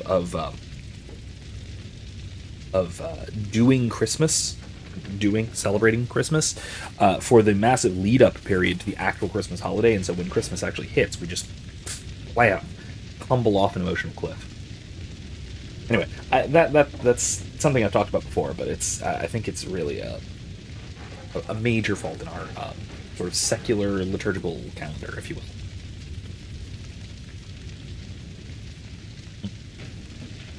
I mean, now's as good a time as ever now that we have a nice bonfire in the background, so to speak. I'm going to continue. I want to talk a little bit more about Connecticut Yankee. And I will say I might do a standalone video on this at some point. Because like I said, I've been rereading Connecticut Yankee and King Arthur's Court. And when I read this in second grade, when I was like 7 years old, all those years ago, I was a bit of a little shit. I was almost a Redditor in temperament, if not in reality, because Reddit didn't exist yet. But I was a sort of... So you know how a lot of people go through a sort of edgy atheist phase when they're like 14? Well, I was a little ahead of the curve, and I kind of went through a little edgy atheist phase when I was like 7. Like 6, 7 years old, give or take. And I was like, the church is stupid. You're stuck in the past, in the dark ages. Science and reason is really cool. That kind of Redditor tier bullshit. I got over it by the time I actually came around to having my first communion. But a while before that, I was a petulant little shit. And so when I read a Connecticut Yankee, I took the main character's perspective and side, the boss, as he's called, who is well, I was led to take his side in no small part, because I was part of like basically a gifted program that was largely STEM focused, and therefore it had a tragically modernist bent. And I failed to realize that Mark Twain's original story is very, very clearly an early dystopian novel with a villain protagonist.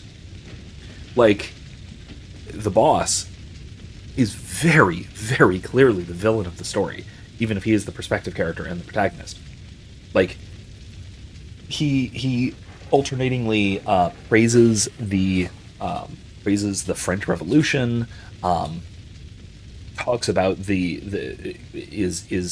talks about very intentionally degrading and disintegrating the medieval society of Arthur's court, of this sort of mythic Britain, all this kind of thing, and is basically if I were to summarize the plot very briefly, as I'm reading it, and as I'm kind of understanding it now, we have mythic medieval Christendom infected by the disease of modernism by some Yankee.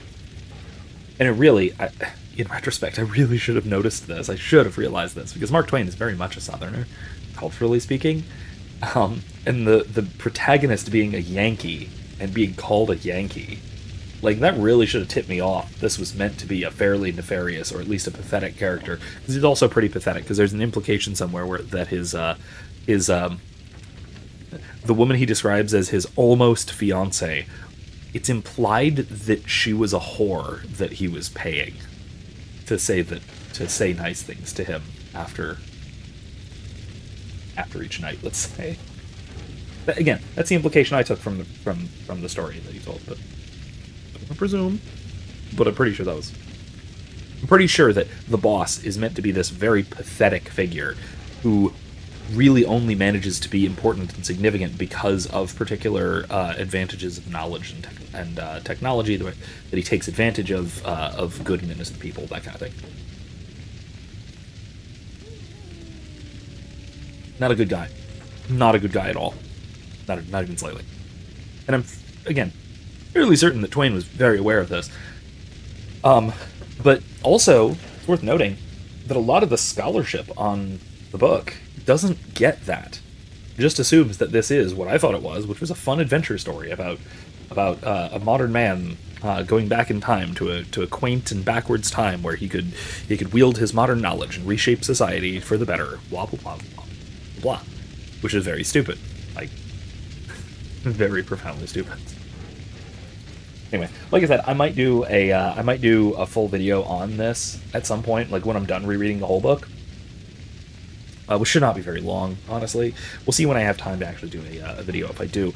And I am glad that I reread this because it's a very, very different story than what I remember from almost 30 years ago. Anyway, that was absolutely worth mentioning. I really wanted to yap about that a bit. Totally fascinating. Fascinating that I learned it so wrongly all those years ago. And my teachers didn't stop me from taking precisely the wrong lesson. Let's go then.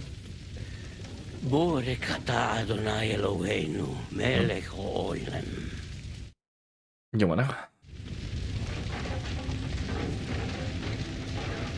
Get on the wagon. May I? Thank you.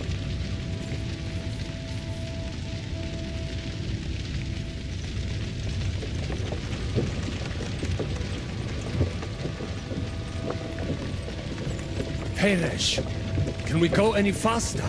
Settle down, son. We really should. If you must keep your tongue busy, then use it to pray. Would you tell me what the fuck is going on already? Sigismund ordered an attack on the Jewish quarter. We need to get everyone out of there fast. Bloody hell. And I just got ailed up so nicely today. Why am I not taking pebbles? That is just great. My mother's life is in the hands of a drunkard. Don't worry. We'll save your mother. And everyone else too. Don't forget that. You seem to care an awful lot about these people, sir. Are you surprised? It's all my fault. If they weren't helping me... That droid of Sigismund, may his name be erased, would have found some other excuse to get rid of us. Look, it's not that I don't feel sorry for you, but don't you think maybe we could make the horses go a little faster? This is At another pace, Showa kind of narrative. We won't once make again. it there in a week. Samuel, what was the story with your mother and Martin? Do you really want to talk about this right now? It may be the last chance we get. We could both be dead in a while. All right. But like I said, I never actually knew Martin. He once came to Kuttenberg and fell in love with my mother. But she is the daughter of a rabbi. Obviously, she could not marry a goy. And tonight, you will see why. If you want, here we go. Mummy will surely tell you more. If we can get there in time. What was he like? Pa.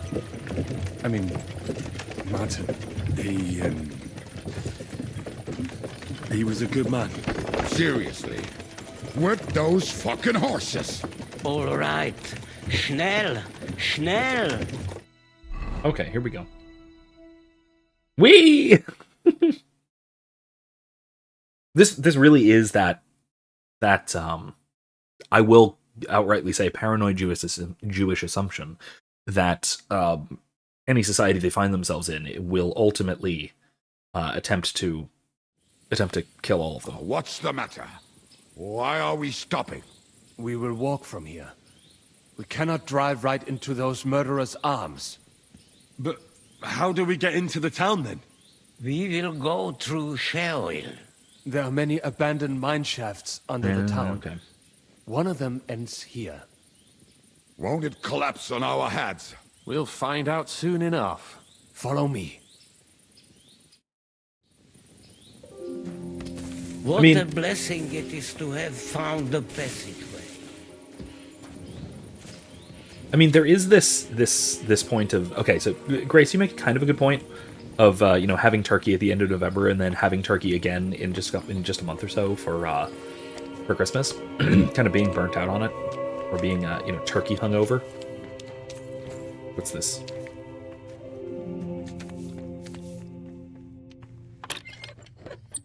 Here we go. Nope, nothing useful. What did you just say? Anyway, I dare you to say that again. there is, of Loud course, and the clear. alternative of having either a ham or a roast for Christmas, which is honestly more common in the States than turkey. My arse is getting numb.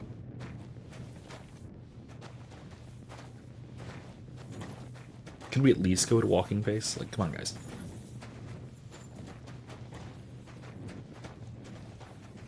But yeah, no, you are right that that having turkey for Thanksgiving and then turkey immediately later for Christmas might be a little much. That said, we had turkey Saturday before Thanksgiving, and then we had turkey again at Thanksgiving dinner. So there is that. In fact, we still have some soup, which from the first turkey, which I'm hoping is still good. I actually not 100% sure. It's like a week old at this point, so yeah. Maybe pushing it. We made a little much. Made a little bit too much. It's very good though. Like a kale and turkey noodle soup. Excellent. Very simple recipe. You know, the usual vegetables, plus egg noodles and kale, with turkey. But of course, the turkey being This way, Henry. we used the carcass of the smoked turkey, and we covered it in water, boiled it in a big stock pot. Hopefully we'll find for a few it hours. quickly. I left a stack of my papers in the tavern. And if they fall into Sigismund's hands, people in other towns will die too. How can a few pieces of parchment be that important? What do they contain, anyway? Nothing very pleasant for the most part. Who hates who? Who could be blackmailed with what? Who's hiding where and why? In short, Yeah, Grace, that's a good nothing I point. can Earlier afford to Canadian lose. Thanksgiving Hopefully allows for more of a everything gap will be all for right at the Christmas. tavern.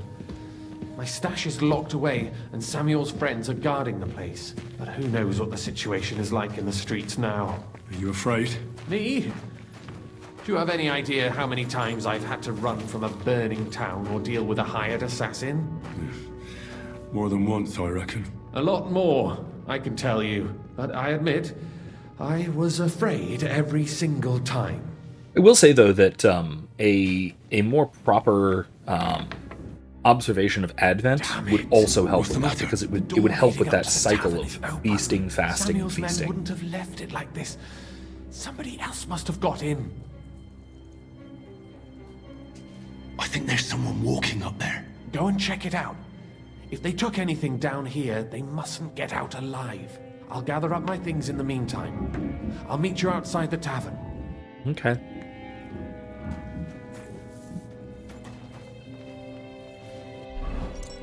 Oops. Who are we gonna kill?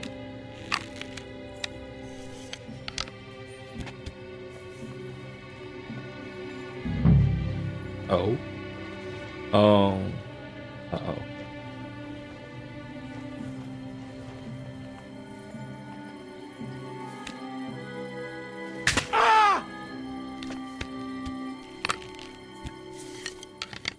I hope that was a bad guy.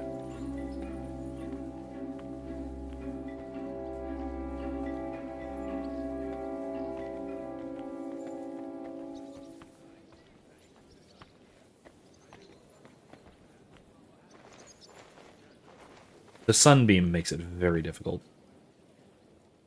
Homemade hunting short. I'll take my bolt back. He's got a rosary. Shimericum? Shinkirka? Dead.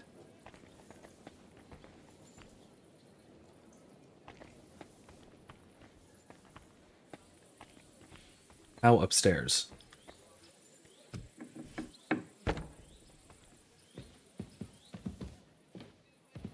Any of these papers? Is this what you're looking for? I'll take that.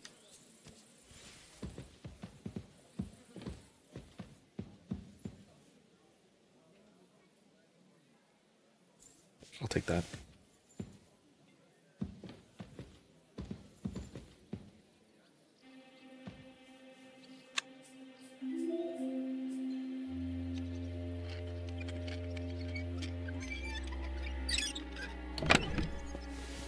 Bunch of food.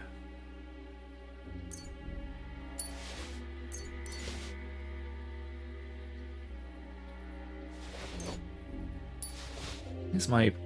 There it is. I don't need any of that. That's fine. Okay. Nothing I was looking for, but okay.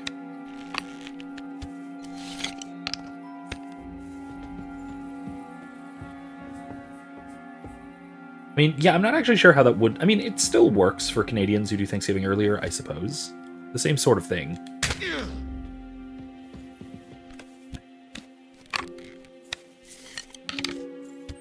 Hey there.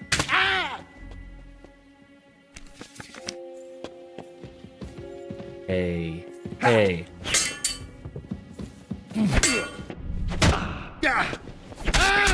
Hey, you're dead. Do it!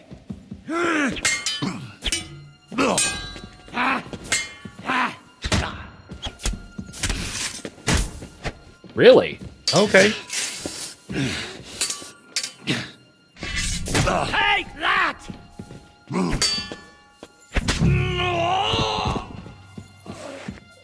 All right, then. That's all of them. That's good news. I'll take my bolts back. Broshin. Take my bolt.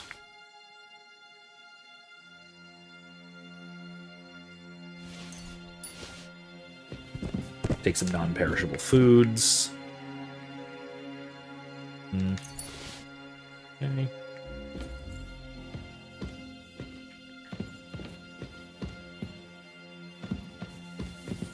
Anything else worth looking through or looking for? Jacob.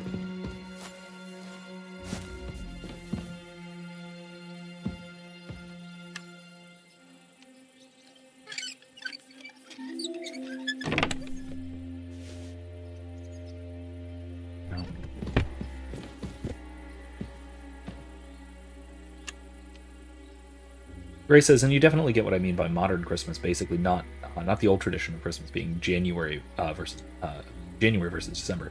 Yeah, no, and that's the thing is I consider the Christmas season, I think rightly, to be from December 25th through this is all stolen, right? I don't want to pick this up. December 25th through I thought I already found her body. That's interesting. Through February 2nd, at least. Perhaps later. At least through Epiphany. In 12 days, right? The 12 days of Christmas, as they say. Right? That's at the very least the shortest celebration of Christmas that's even remotely acceptable. It's 12 days long. Oh, Zoiker.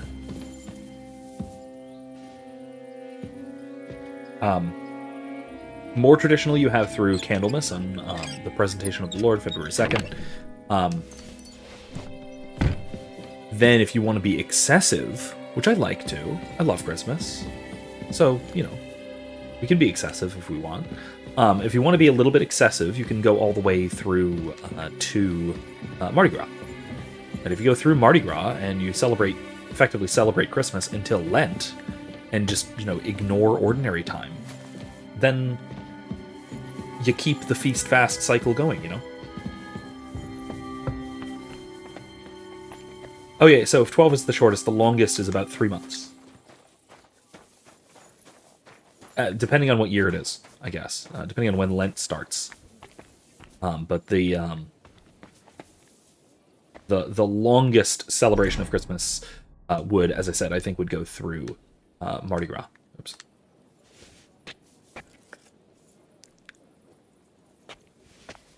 Which, to be fair, is non-traditional and probably excessive. But I like it. Baruch Hashem, Henry. You're all right. Sam, you're back already? How does it look outside? A few of the cutthroats got in over the walls, but we dealt with them. But there are more outside the gate. Oh. 4 of them were here in the tavern, too. Fortunately, they didn't take anything important. But your friends paid for it with their lives. What? I'm so sorry. If it's any consolation, Henry here has already taken care of those cutthroats.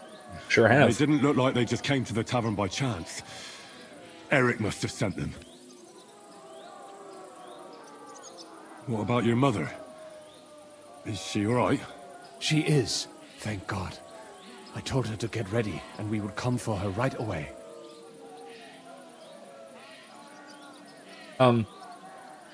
Grace asks, what is the appeal of a 3-month Christmas season? I mean, 3 months is pushing it. It's realistically more like 2-ish at the longest.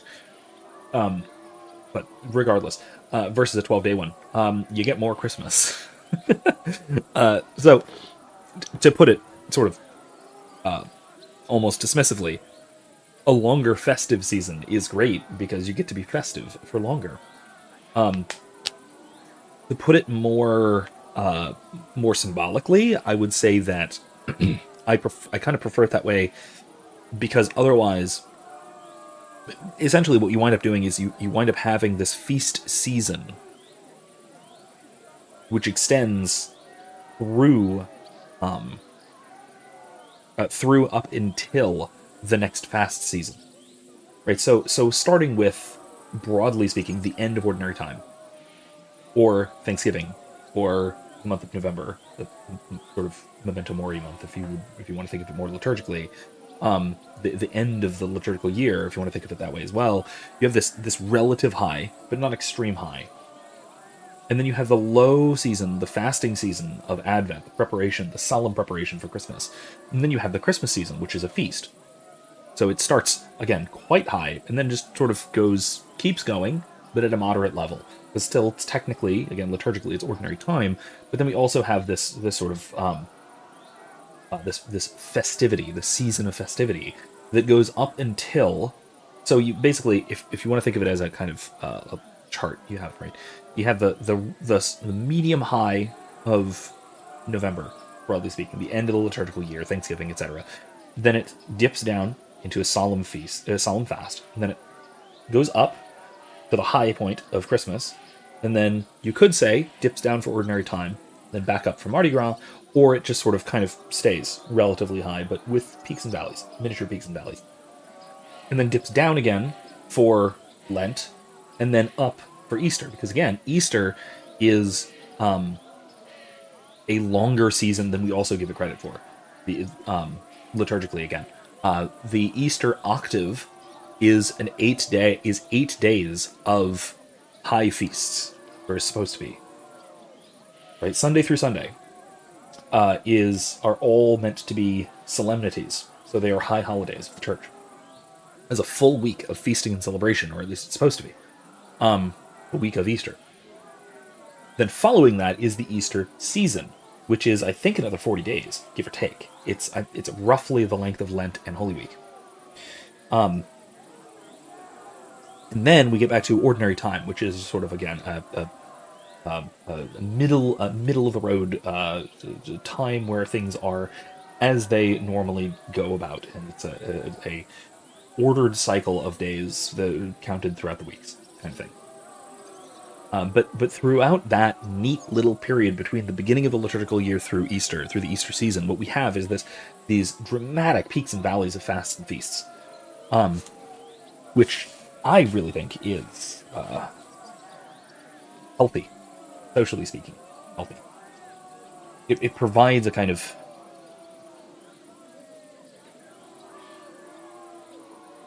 healthy outlet in society for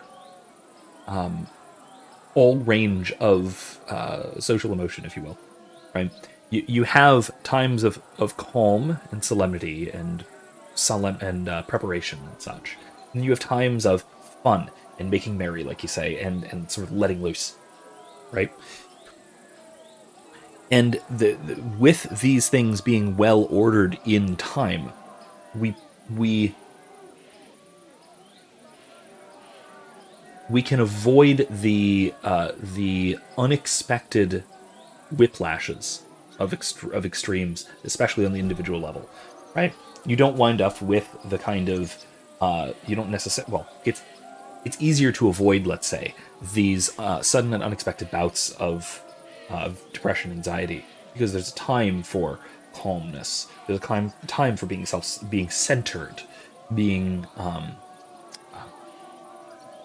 solemn and prayerful, and it also it limits the need for disordered raucousness, crazy outlandish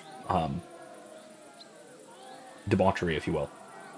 It limits the need for that by placing it as well, by placing that instinct as well within a well-ordered cycle, right? So everything, there's a time and a place for all things, you might say. And by having those times and those places for those things, we prevent them from getting out of place. But we don't do that in our society, right? We don't have these meaningful seasons and holidays in our sort of secular liturgical cycle. And so this is in large part why we are, one, wildly individualistic, because my holidays are dramatically different from yours, or my seasons are dramatically different from yours, etc., etc. The cycles of my life do not map neatly onto the cycles of yours. But then also why we as individuals swing wildly in our sort of emotional dispositions, because we don't have something to sort of center our emotional outlook and our behavioral patterns to as a society. So anyway, I think that is the loss of these important liturgical seasons is lamentable, and I think it's in large part responsible for a lot of the social ills we experience. I'm really sorry about your friends. We got here too late. There was nothing you could do. Benavis Amardes. This Eric is really pissing me off. I've never laid eyes on him, yet I cannot wait to wring his neck. There'll be plenty of time for that later. We have to go now.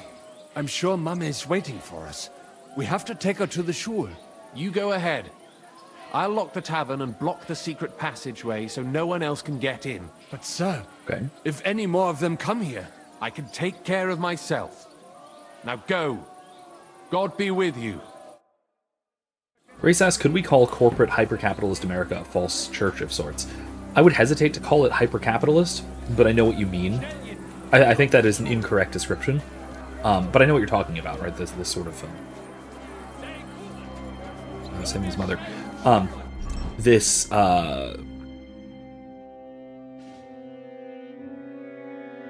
kind of society where our social functions, our social unification is done through corporations, basically, right? Something like that.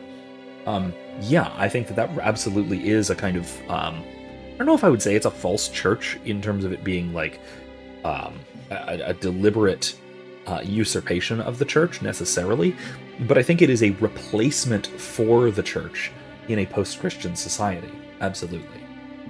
In fact, there's a couple of authors that spoke to this significantly.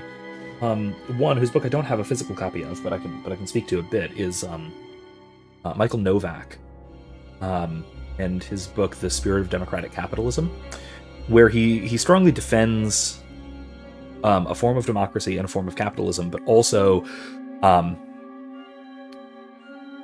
critiques our modern social rejection of the church in favor of the secular. Now, the other book that I would recommend, which I think I have right here somewhere. Yeah. Hold on, please stand by. Don't fall everything. There we go. It's at the bottom of the stack. Sorry. Is this? It is called Migrations of the Holy, by. Oh, come on, please work with me here. That's worse. There we. No. Anyway, by William Kavanaugh, called Migrations of the Holy, and it's basically his thesis is, if I was to summarize it, that modern secular society, all modern secular societies, transpose the religious character of worship, broadly speaking, and shift that over towards various different aspects of our society, primarily the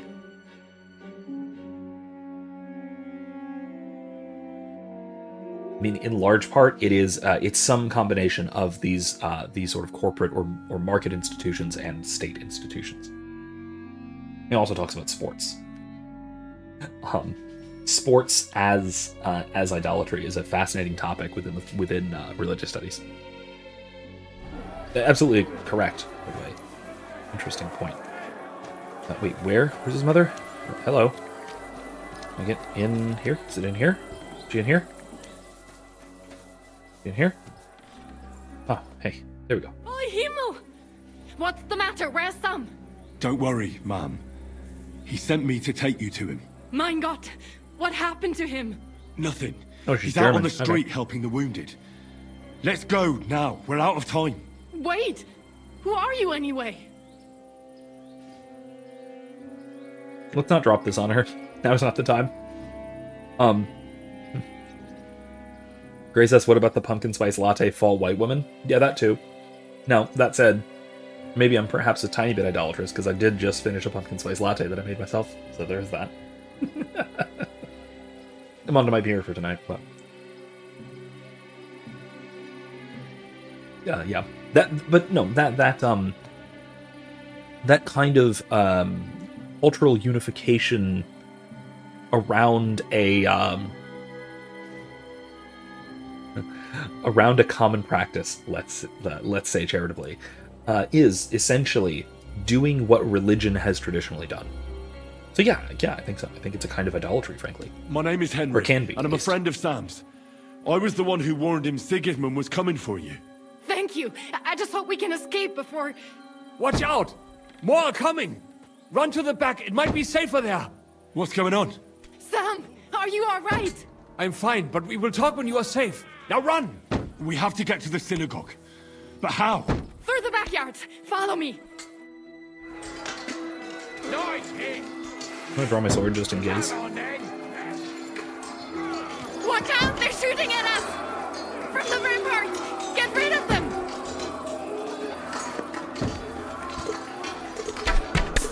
Ow, fuckers.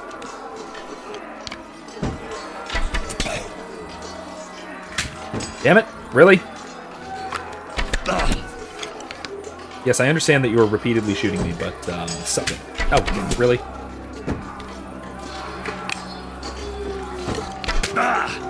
Oof!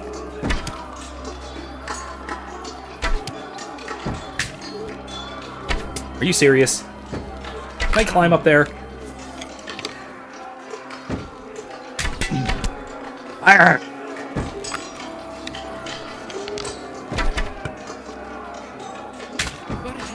gone. We have to Okay. keep going. Okay, where'd she go? Oh, over here.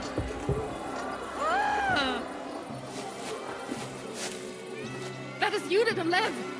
Can you help them?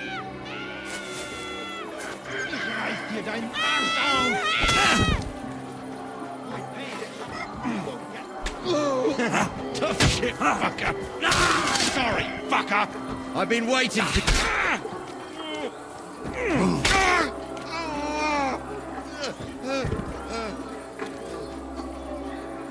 You okay?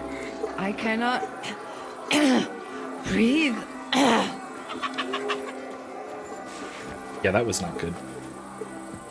That guy wasn't wearing pants, just in case you didn't notice. That is true, I did not buy it from the Church of Starbucks. Made it myself. So yeah, actually, that is a good point. It is, that's an interesting aspect. We have to go this way.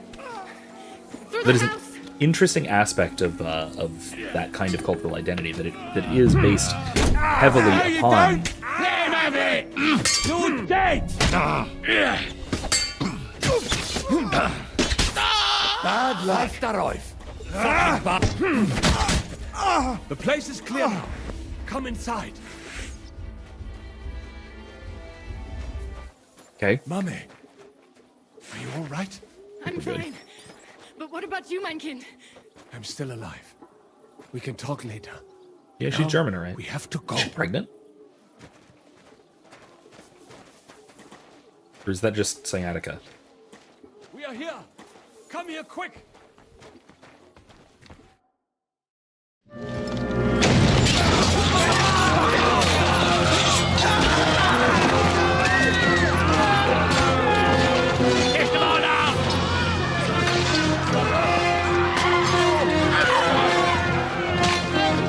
I mean, Henry can probably handle all these guys by himself. It's fine. Come on! What the hell? What is it, fuckers? Rather slaughter women and the defenseless? Let's go! Bitchin'. What's going on up there?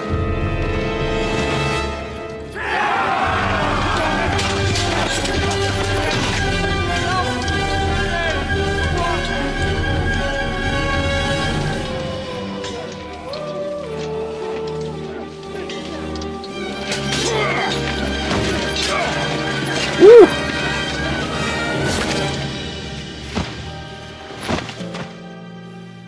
Nicely done, Kabianka. Go inside. Quick. Ray says, speaking of coffee, I recently got my 100 Keurig pod restocked in the next few months. My favorite little Canadian spot. St. John, New Brunswick. Never been so glad coffee. to see you two. That's a mouthful. In need of a helping hand, are you? No, I just don't want to die here alone. Okay. Oh, look, knights are coming. Oh, look, it's Eric! There they are. Well, now we're really fucked.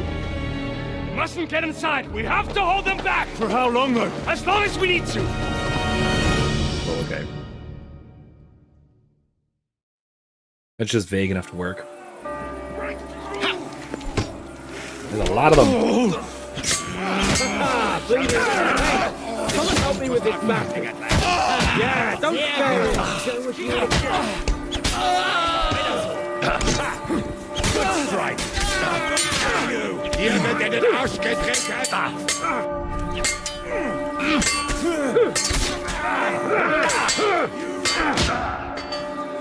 Come to me, someone.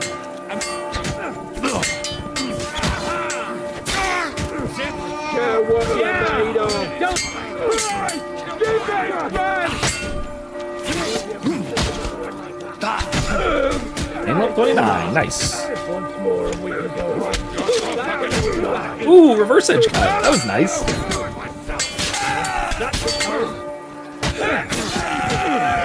Blue blood, yeah.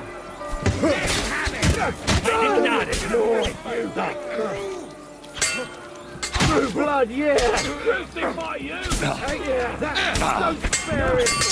That won't work on me. Hey, get down. Hey, I need a hand here.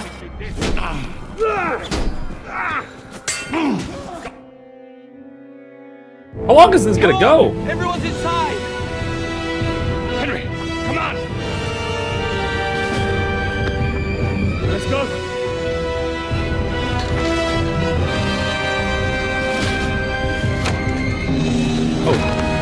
Oh, good. That was close. They're just gonna burn it. What are you doing?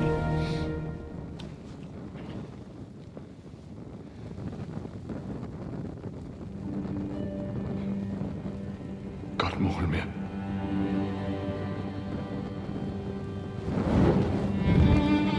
Oh, okay. Let's go. He's It's this way. Well, okay then. Interesting.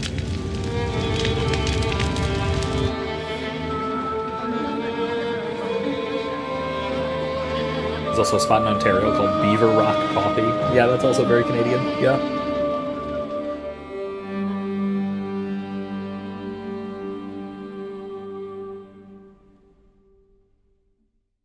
So I'm guessing they have escape tunnels, right?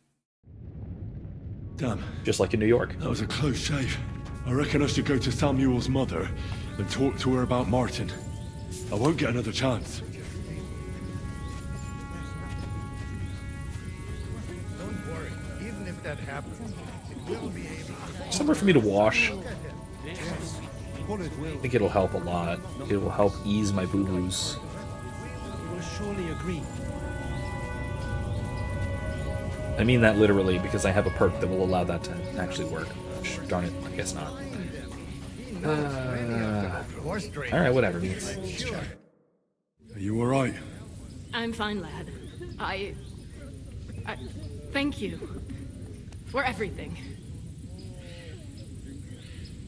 I know this might not be the best time, but... do you think we could talk about Martin? What? You know my Martin? I do. He's, well... he's my father. Borjasem! I mean, not actually by blood. But he raised me. Mein Sis Kindele.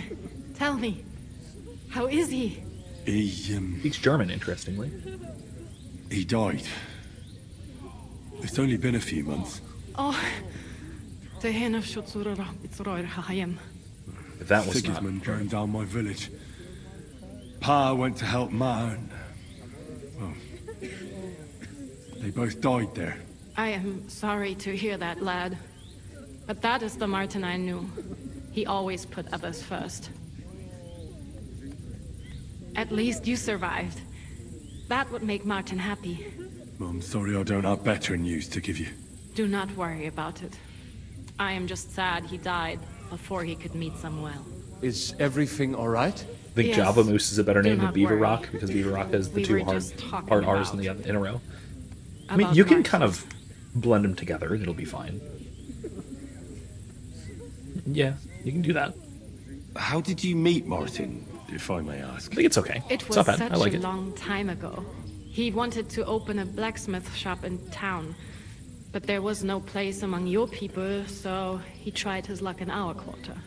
And that's where he met you? The rabbi gathered the good men so they could decide whether we wanted to have a goy blacksmith. And Martin wouldn't stop looking at me all night. Then it went schlag auf schlag. So what happened that made Martin leave you? My Martin would never leave me. My father found out we were seeing each other and did his best to drive him away. To marry a goy is isur deoreisa, forbidden. But Martin would not give in, and we kept seeing each other, until one day I was ubore. That means pregnant. Yes. My father knew that if word got out, he would not be able to avoid the shame. So he did not miss a beat and took me out of town in secret. I did not even have time to tell Martin the news. I was gone for almost 4 years. In the meantime, my father told everyone that he had married me off. But my husband died. And he only let me come back when he was sure people had accepted it. Did Martin not go looking for you when you suddenly disappeared? People said he did go looking for me, even as far as Colin. But he did not find out anything at all. If only he had gone all the way to Prague. Even if he went to the very edge of the world, it would not have been enough. Father would have hidden me somewhere else.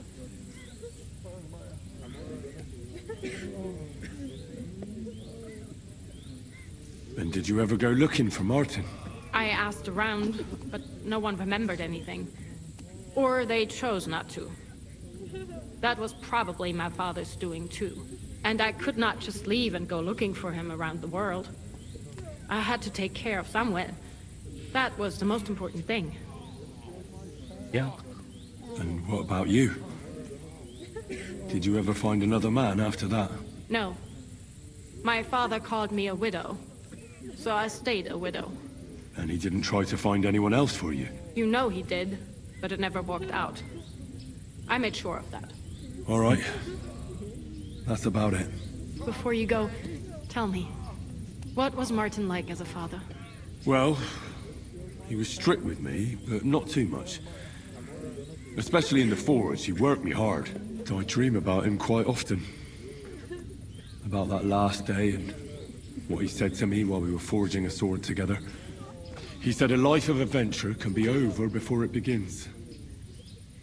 And that blacksmithing might be a dull job, but I keep my head on my neck.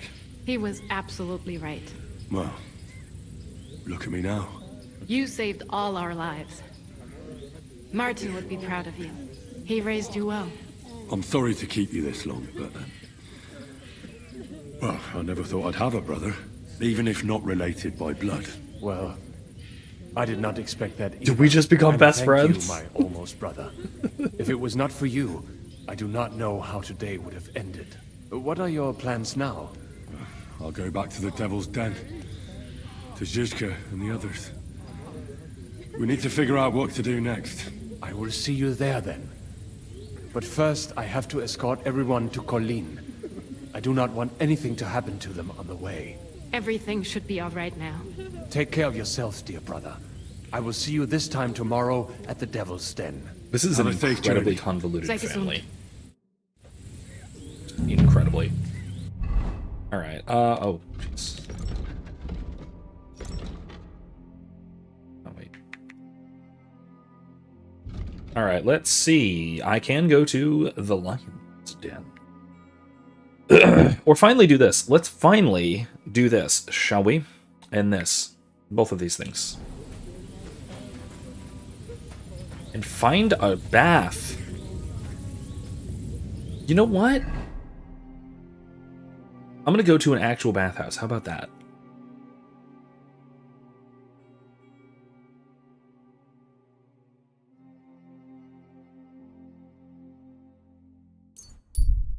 I'm gonna go to an actual bath.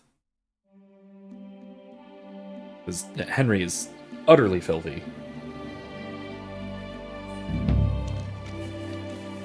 Don't you dare cause any trouble. I'm just passing through. Keep up the good work, Master Guard. Okay, I do what I can. Careful. Righto. I'm gonna go take part in the duel. Calm down, quest log. Please calm down.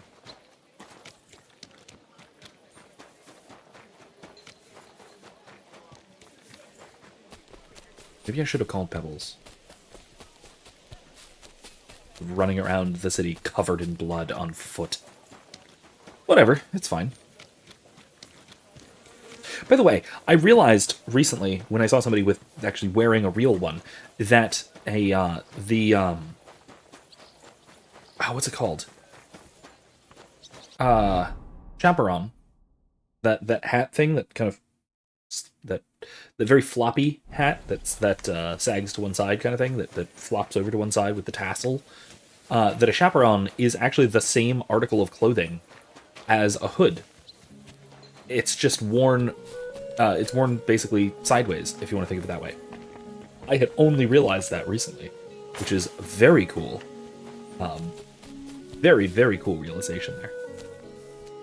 Where is the bathhouse map? There we go. Hey, Betty. God be with you, sir. Gray said, Oh, okay. So hold on. You misworded something about the coconut and gingerbread flavors.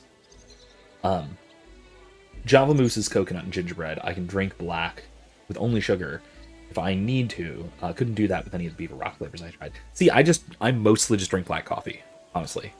I will occasionally put flavorings and things in, but I never do cream and sugar. Never do cream and sugar. I mean, I will do espresso drinks that have milk in them on occasion, like what I just had. But I'd like to use your services. Aye, I can smell it from here. Thanks, Betty. I need my wounds treated and my clothes washed. And then I'll have a hot bath. I'll call the girls over. They'll take care of you in just a moment. Wonderful. 2 hours, wow, okay.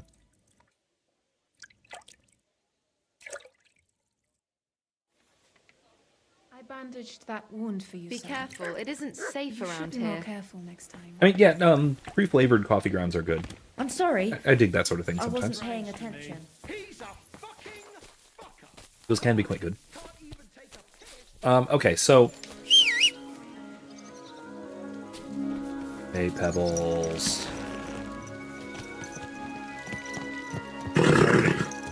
Nice and slow. Okay, now. Go! Let's head out to that tree, shall we? The dueling tree. Actually, hold on.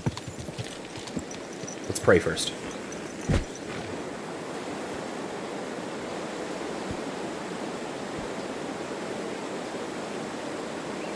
The angel of the Lord declared unto Mary, and she conceived of the Holy Spirit. Hail Mary, Mary said, Behold the handmaid of the Lord. Be it done unto me according to thy word. Hail Mary, and the Word was made flesh, and dwelt among us. Hail Mary, pray for us, O Holy Mother of God, that we may be made worthy of the promises of Christ. Let us pray. Pour forth, we beseech thee, O Lord, thy grace into our hearts, that we, to whom the incarnation of Christ thy Son was made known by the message of an angel, may by his passion and cross be brought to the glory of his resurrection, through the same Christ our Lord. Amen.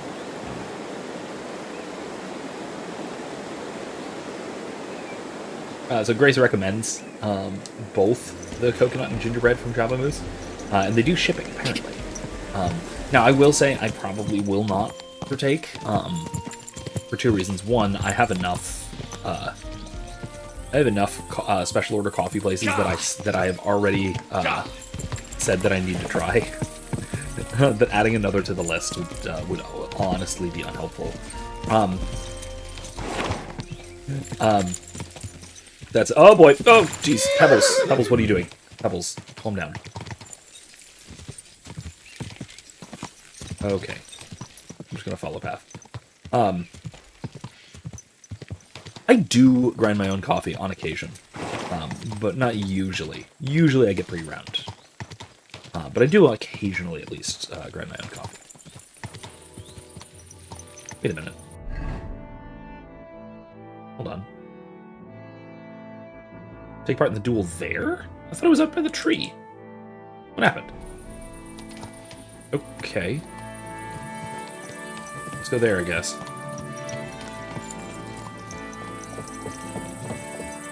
The other thing is, I cannot... Easy. I don't think I would enjoy coconut coffee, although gingerbread does sound very good. Gingerbread sounds very good. Is accepting student.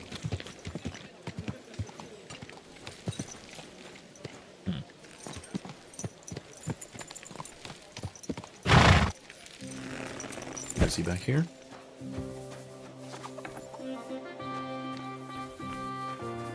Oh, I have to talk Greetings. to Gerda. Okay. Do you need something? Yeah. Can we be off? Then let's go, so I can finally have some peace. So I thought I would just meet her there, but whatever. Today, the dispute between Gerda and Radmil will be decided once and for all. If necessary, I will gladly testify as to the recipient of God's favor in this duel today. He's not Radmil great will armor. fight for Wow. himself, and Henry will take up arms for the widow Gerda. They have both agreed upon the weapons to be used in the duel. No other weapon is allowed. No fighter may move too far from the center of the ring. Whoever runs away loses. The duel will end as soon as someone surrenders or there is no more fighting. No killing. Did you quite understand the civilized. rules? Yes. Yes. Let the duel begin. Come on, let's see what you've got. Get him, Henry. I'll spread you like butter on bread.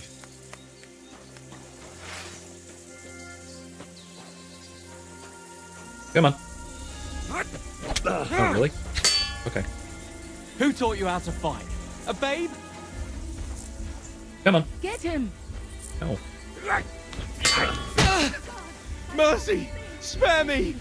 Okay.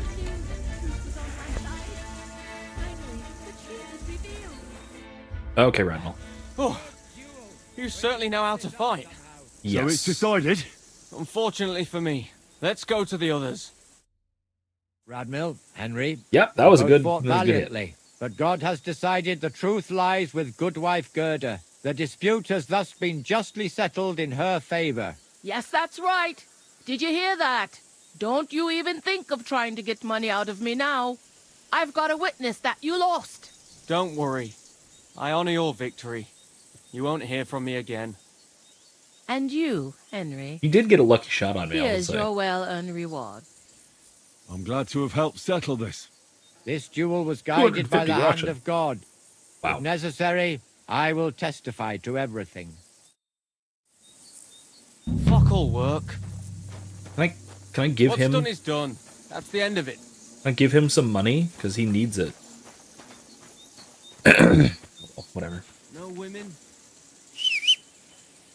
Unfortunate. Ah, there you are, Pebbles. Hello.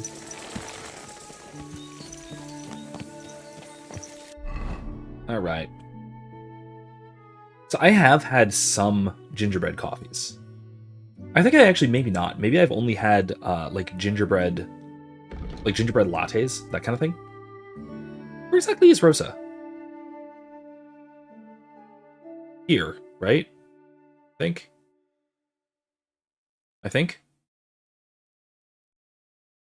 You know, let's just quickly travel to Kuttenberg. Why not?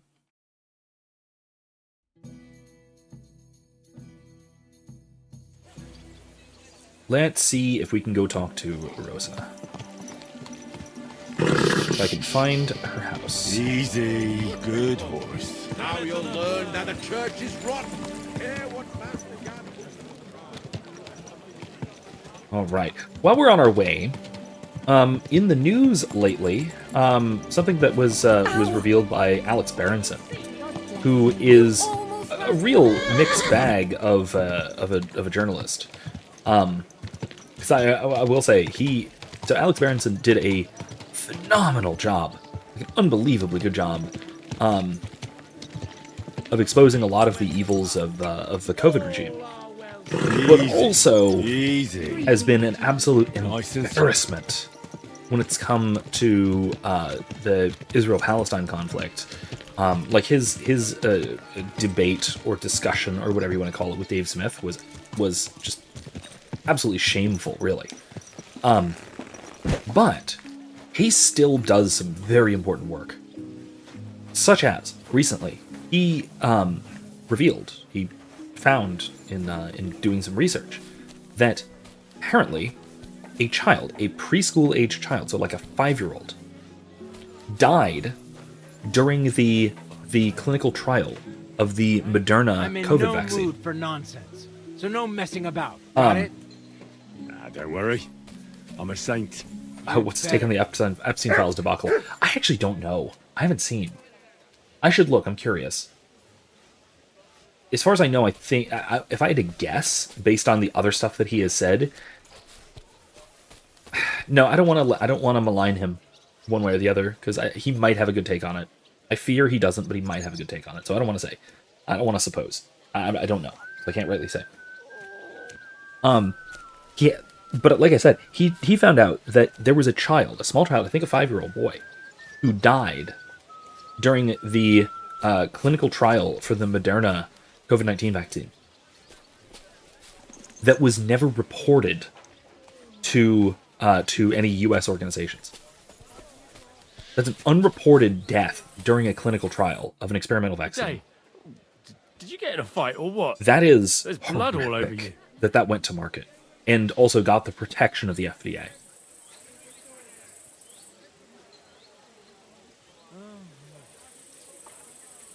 Of course, unfortunately, probably nothing will come of it. Which actually, this is something else worth noting, that I think that okay, sure, COVID and the debacle surrounding it did a good job of showing a lot of people that a lot of powerful people are utterly nefarious and have your worst interests at heart. It has shattered trust in a lot of untrustworthy institutions, but also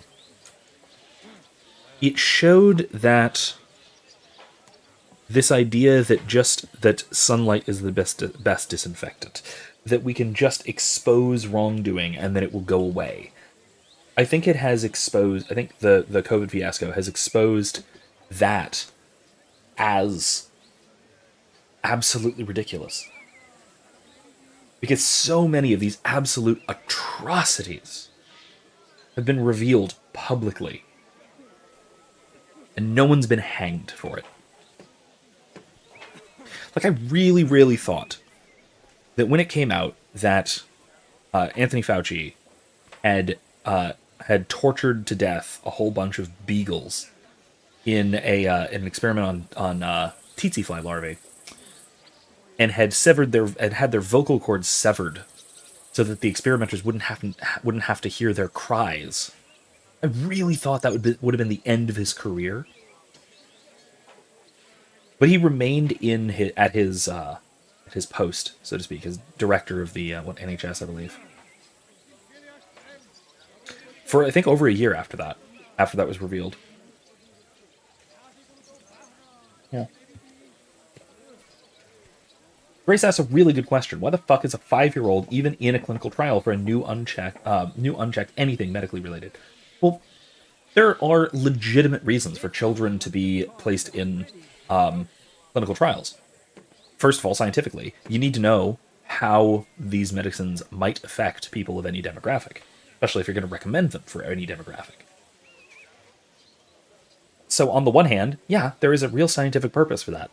But on the other hand, your point is very solid. What parent in their right mind would sign up a 5-year-old for such a clinical trial? Well, in some cases, you might find that reasonable. If, say, there is an experimental cure for a very dangerous disease that your 5-year-old happens to have, that might be a good reason to sign up for a clinical trial. Right to try laws come to mind, that sort of thing. However, why you would sign up a 5-year-old for a COVID vaccine, let alone a clinical trial, even just the vaccine itself, is patently ridiculous. However, well, yes, I think a lot of blame has to go to the parents here, but the amount of propaganda, of practically fear porn, that was sent out over the course of years, because this happened in, I believe, late 2022. So this had been over 2 years, almost 3 years at this point, of non-stop fear-mongering propaganda.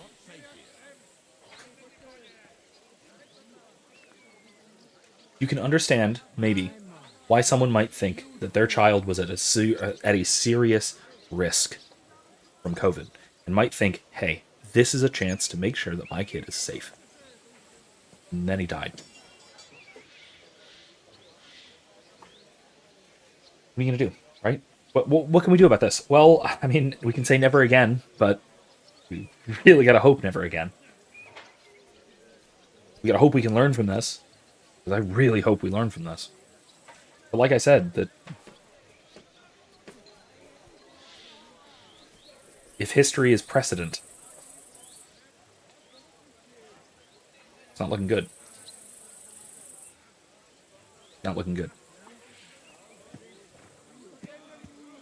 I will say I'm glad to see a lot of institutional trust evaporate because of the absolute monstrosities that happened during the pandemic and during the lockdowns. However, they'll do it again. They will absolutely do it again. Of course they will. What's to stop them? Lack of public trust? Oh, come on. The US military is about to invade fucking Venezuela for no reason whatsoever. No one thinks that's a good idea.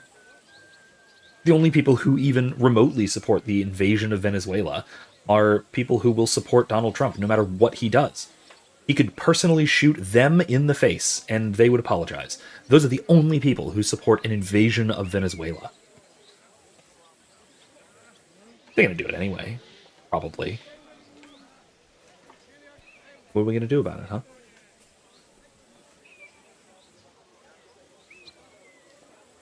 I mean, be aware of these things. It's very important to be aware of these things. And it's also very important to oppose these things, if at all ever possible. But there's a lot of powerful people who will do whatever the fuck they want, regardless of what you or I want them to do, or know that they're up to it. Come on. Yeah, that's... I think we are historically past the point of thinking that exposing wrongdoing is equivalent to stopping it. I think that wrongdoing needs to be actually stopped. And not just exposed.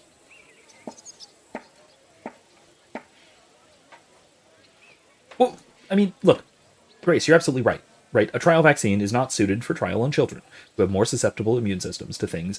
It's why they get sick so much and such at varied rates of extremity. Yeah, no, you're absolutely right. However, all of the propaganda was falsely telling everyone that COVID would do that. That COVID was out there and was going to kill your children. And so anything that anyone can do, keep their kids safe, taking away years of their lives, locking them in the fucking basement, covering everyone's faces around them, causing them to fear the human face from age 2, which is the age that this kid was. By the way, this kid is the same age, or was the same age as Saoirse. Half this kid's life, at the time of his death, was locked down.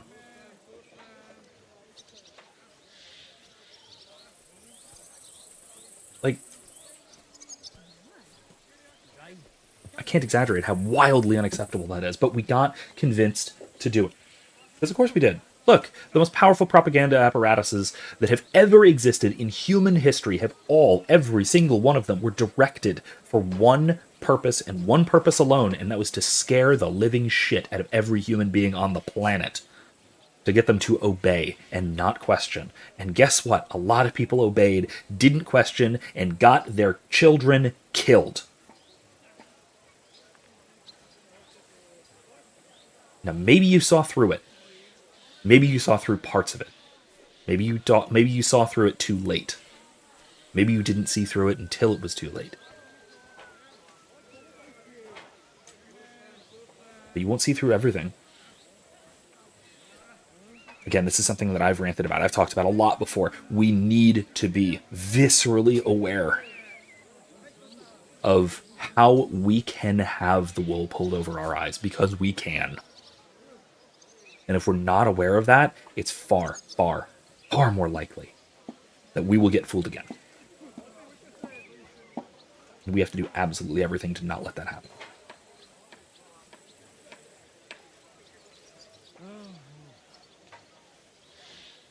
So, rant ended. I will actually correct that point. Ray says, I mean, it did severely affect children and the elderly, but that severe effect didn't mean the majority of the death rate is all children and elderly people. That's actually not true. COVID had almost no effect on children. Young children were almost unaffected by the actual disease, like statistically. The number of deaths or even hospitalizations among divided by age, it doesn't do the usual like inverse bell curve like you would expect, like flu. Like most influenzas have a sort of inverse bell curve, like you're describing. Young children and very old, with middle-aged people being relatively safe, like young, healthy people being relatively safe unless they have a lot of comorbidities, that sort of thing. COVID started off at practically zero, went up very slowly, and then skyrocketed once you hit 60, maybe 70. The average,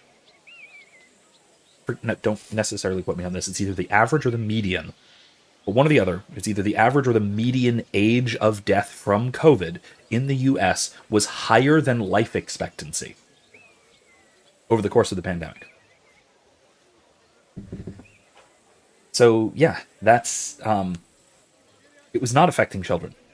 Now, you probably thought so, because that's what everyone in the fucking world who is allowed to speak was telling you. Now, I was telling you otherwise, but I was not exactly getting boosted by YouTube at the time, and I was in fact getting banned across multiple social medias, including YouTube, several times throughout the pandemic, for saying this.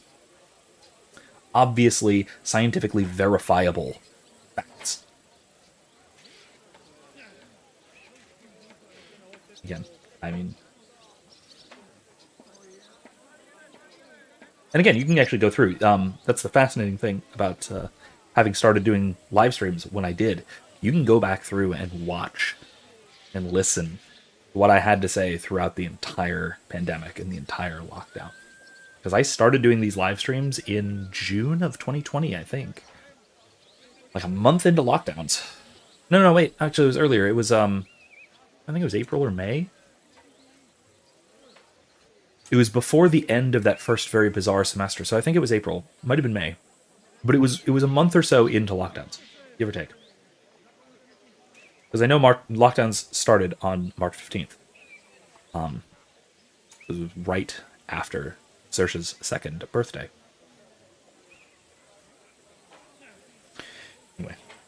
Anyway, I will say it was...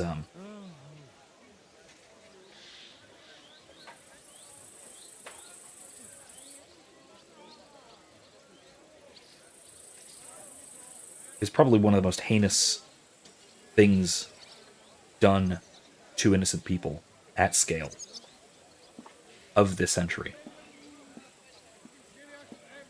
It's a young century. There's still plenty of time to top it, but God willing, we won't. Where are the Roothards? No idea. They haven't been here for quite some time. Thanks. I suppose. Hey, you. Have you done something I should know about? I'm not doing anything. You're doing a great job keeping watch. You'd better believe it. Okay, well, the Roothards aren't here. I forget, they were at Melishov, right? What else we got? Well, I can't actually go and deliver it to her. Fine. Unfortunate.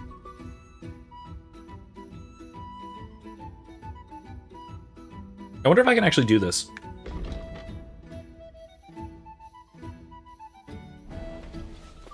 Let's try it before we wrap up.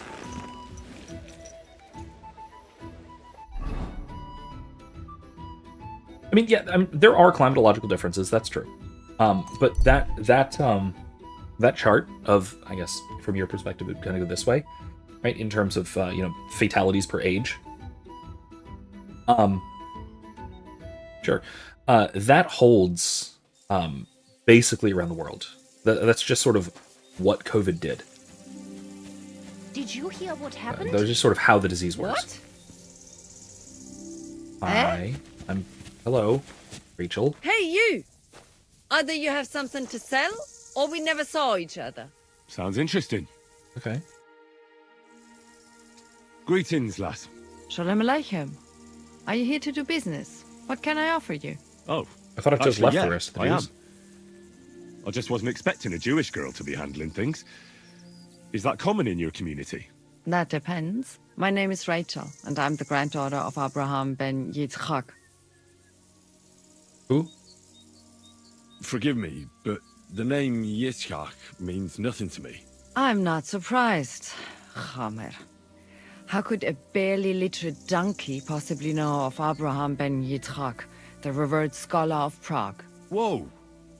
I'll have you know I've spent time among monks at the monastery in Sassau. Pah! The Benedictines? Those hypocrites cannot see past the end of their nose. They are nothing compared to my grandfather, the scholar, Kabbalist, and writer whom many seek for advice. More is the pity that the confusion of age has crept up on him. Okay. Thanks, but I have to get going. Never mind. Bye. Farewell, Rachel. Sholem, and safe travels, Christian. Don't have to be a bitch. Jesus. Die! Quick! Yeah, my grandfather is a Kabbalist. That means he's better than you. Okay. Alright, lady.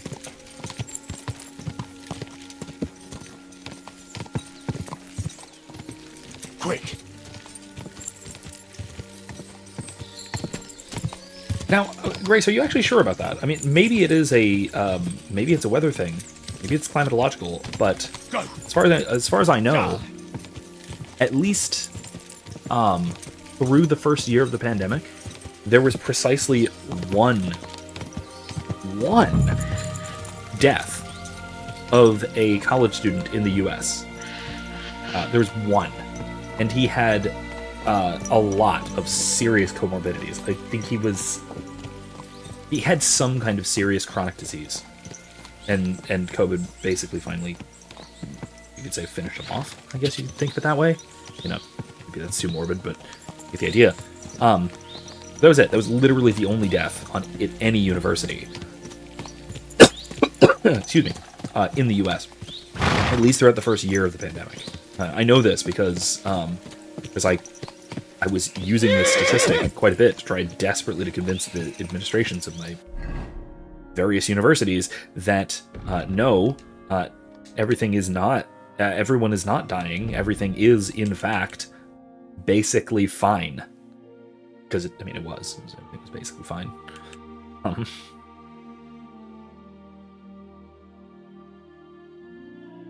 Yeah, no, it's one of those things that's...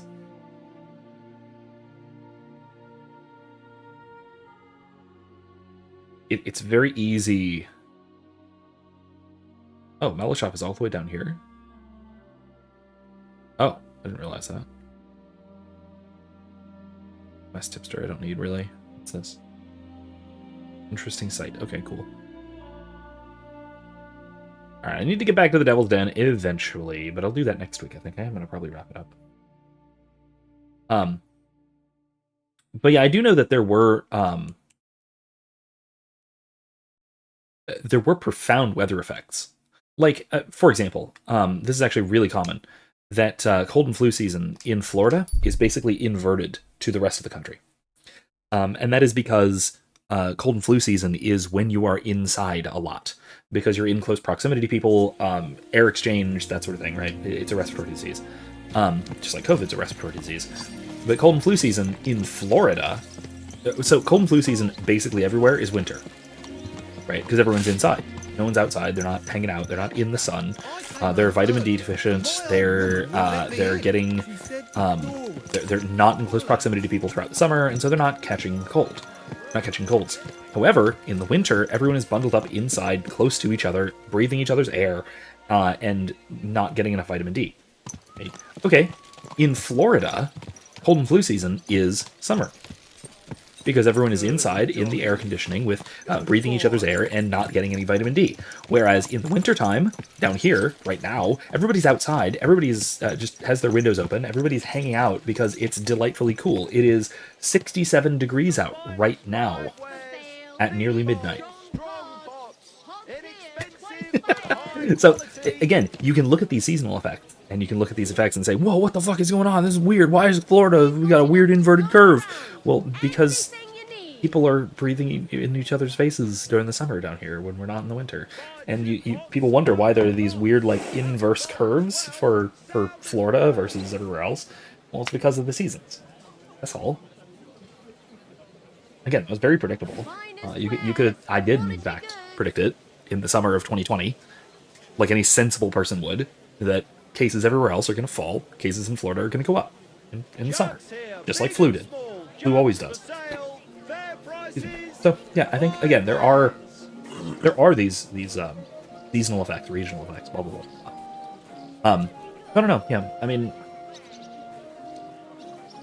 it's funny. I know the statistics specifically for, again, at the time this was a year into the pandemic. The total number of recorded cases at St. Leo University. This is the entire St. Leo University community. That is students, faculty, staff, everyone in the university system. Anybody want to guess? We can do a Price is Right style. We can go closest without going over. And guess how many cases there were. That means positive tests. How many cases there were at St. Leo University. Keeping in mind, St. Leo University has approximately, I think, about 3,500 students on campus. And then also, if you add, faculty, staff, etc., probably about 4,500 total on campus. Want to guess how many cases there were in the first year?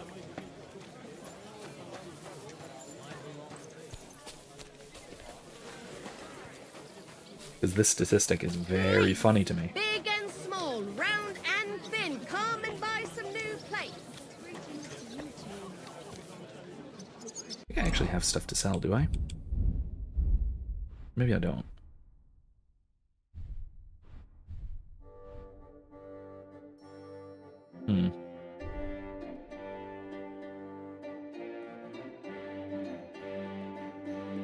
What poison is this? Dollmaker, huh? Let's apply that there too.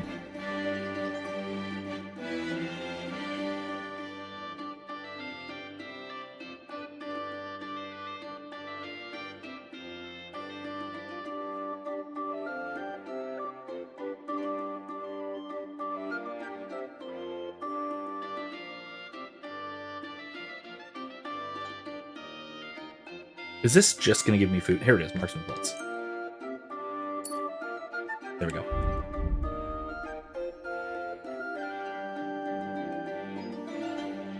Oh, I meant to do sharpshooters. Okay, whatever. Alright, whatever, it's fine. Whoops. Anyway, in case you're curious, the number of COVID cases in the first full year, 12 months, at St. Leo University, in the entire university community, Stay close to the others. My God. was 6. God be with you. Not 60, not 600, not 6 hospitalizations, not 6 deaths. 6 cases. That is 1/5 of 1%. Particularly a little less than 1/5 of 1%. And that's infection rate. That's not even IFR. That's not hospitalization rate. That's infection rate. Less than 1/5 of 1%. Yippee! And that said, the next year I was a case. I didn't report it because who cares? I didn't tell you guys on the live stream until after the fact either, because I didn't want anyone to find out, because I would have professional consequences for it. But I did in fact get COVID. You silly doggy. I was completely asymptomatic. So that's cool. The first time. The second time I got it, I had basically mild cold symptoms, and I threw up my back. Unrelated to COVID, but it was probably the worst symptom I got. Anyway, I treat the disease like a joke because it was basically a joke. Except to those it wasn't, for whom it wasn't. But for most of us, it was a joke. It was far less dangerous than a common cold. For most people. Except for the very old and the very infirm. The people Chris Cuomo killed, basically. Not Chris Cuomo, his brother. Andrew Cuomo. That's it. Anyway. That's all I got for tonight. I am going to call it there. I think I've ranted enough about COVID. It's, I know it's been a long time, and this has almost been, but I will say, it feels nice to get back to the roots of my live streaming and rant about COVID and the horrific atrocities feasted upon the world by the worst people imaginable. Anyway, that is nice to get back to it. And I know it's been a long time, and maybe we should just move on and stop talking about it. No, we can't stop talking about it. We can't just move on, because then it'll happen again. It'll much more easily happen again. We have to constantly remind ourselves that we can fall for this shit, and that we cannot allow ourselves to. Anyway, thanks for joining me. Thanks for listening to the rants. I had fun. I had fun with Kingdom Come Deliverance 2. It's good to be back. I'll see you guys on Thursday for more Expedition 33. That should be fun too. We're gonna get back to that Lampmaster boss fight. I'm gonna die a whole lot. We'll see if I can manage to get through it. That might be all of Thursday. Who knows? We'll see. Anyway, though, thanks for joining me. I had a wonderful time. I hope you did too. I will see you all next time. And until then, remember, be well. More importantly, be good. Oh, and don't be safe. Don't do that. By the way, I should mention, that whole don't be safe, be well, and be more importantly, be good, that whole sign-off was entirely because I got so sick and tired, ironically sick and tired, of everyone, especially during the pandemic, telling me to go be safe, be safe. No, I won't do it. And you shouldn't either. Be well and be good. Anyway, good night, everybody. See you next time.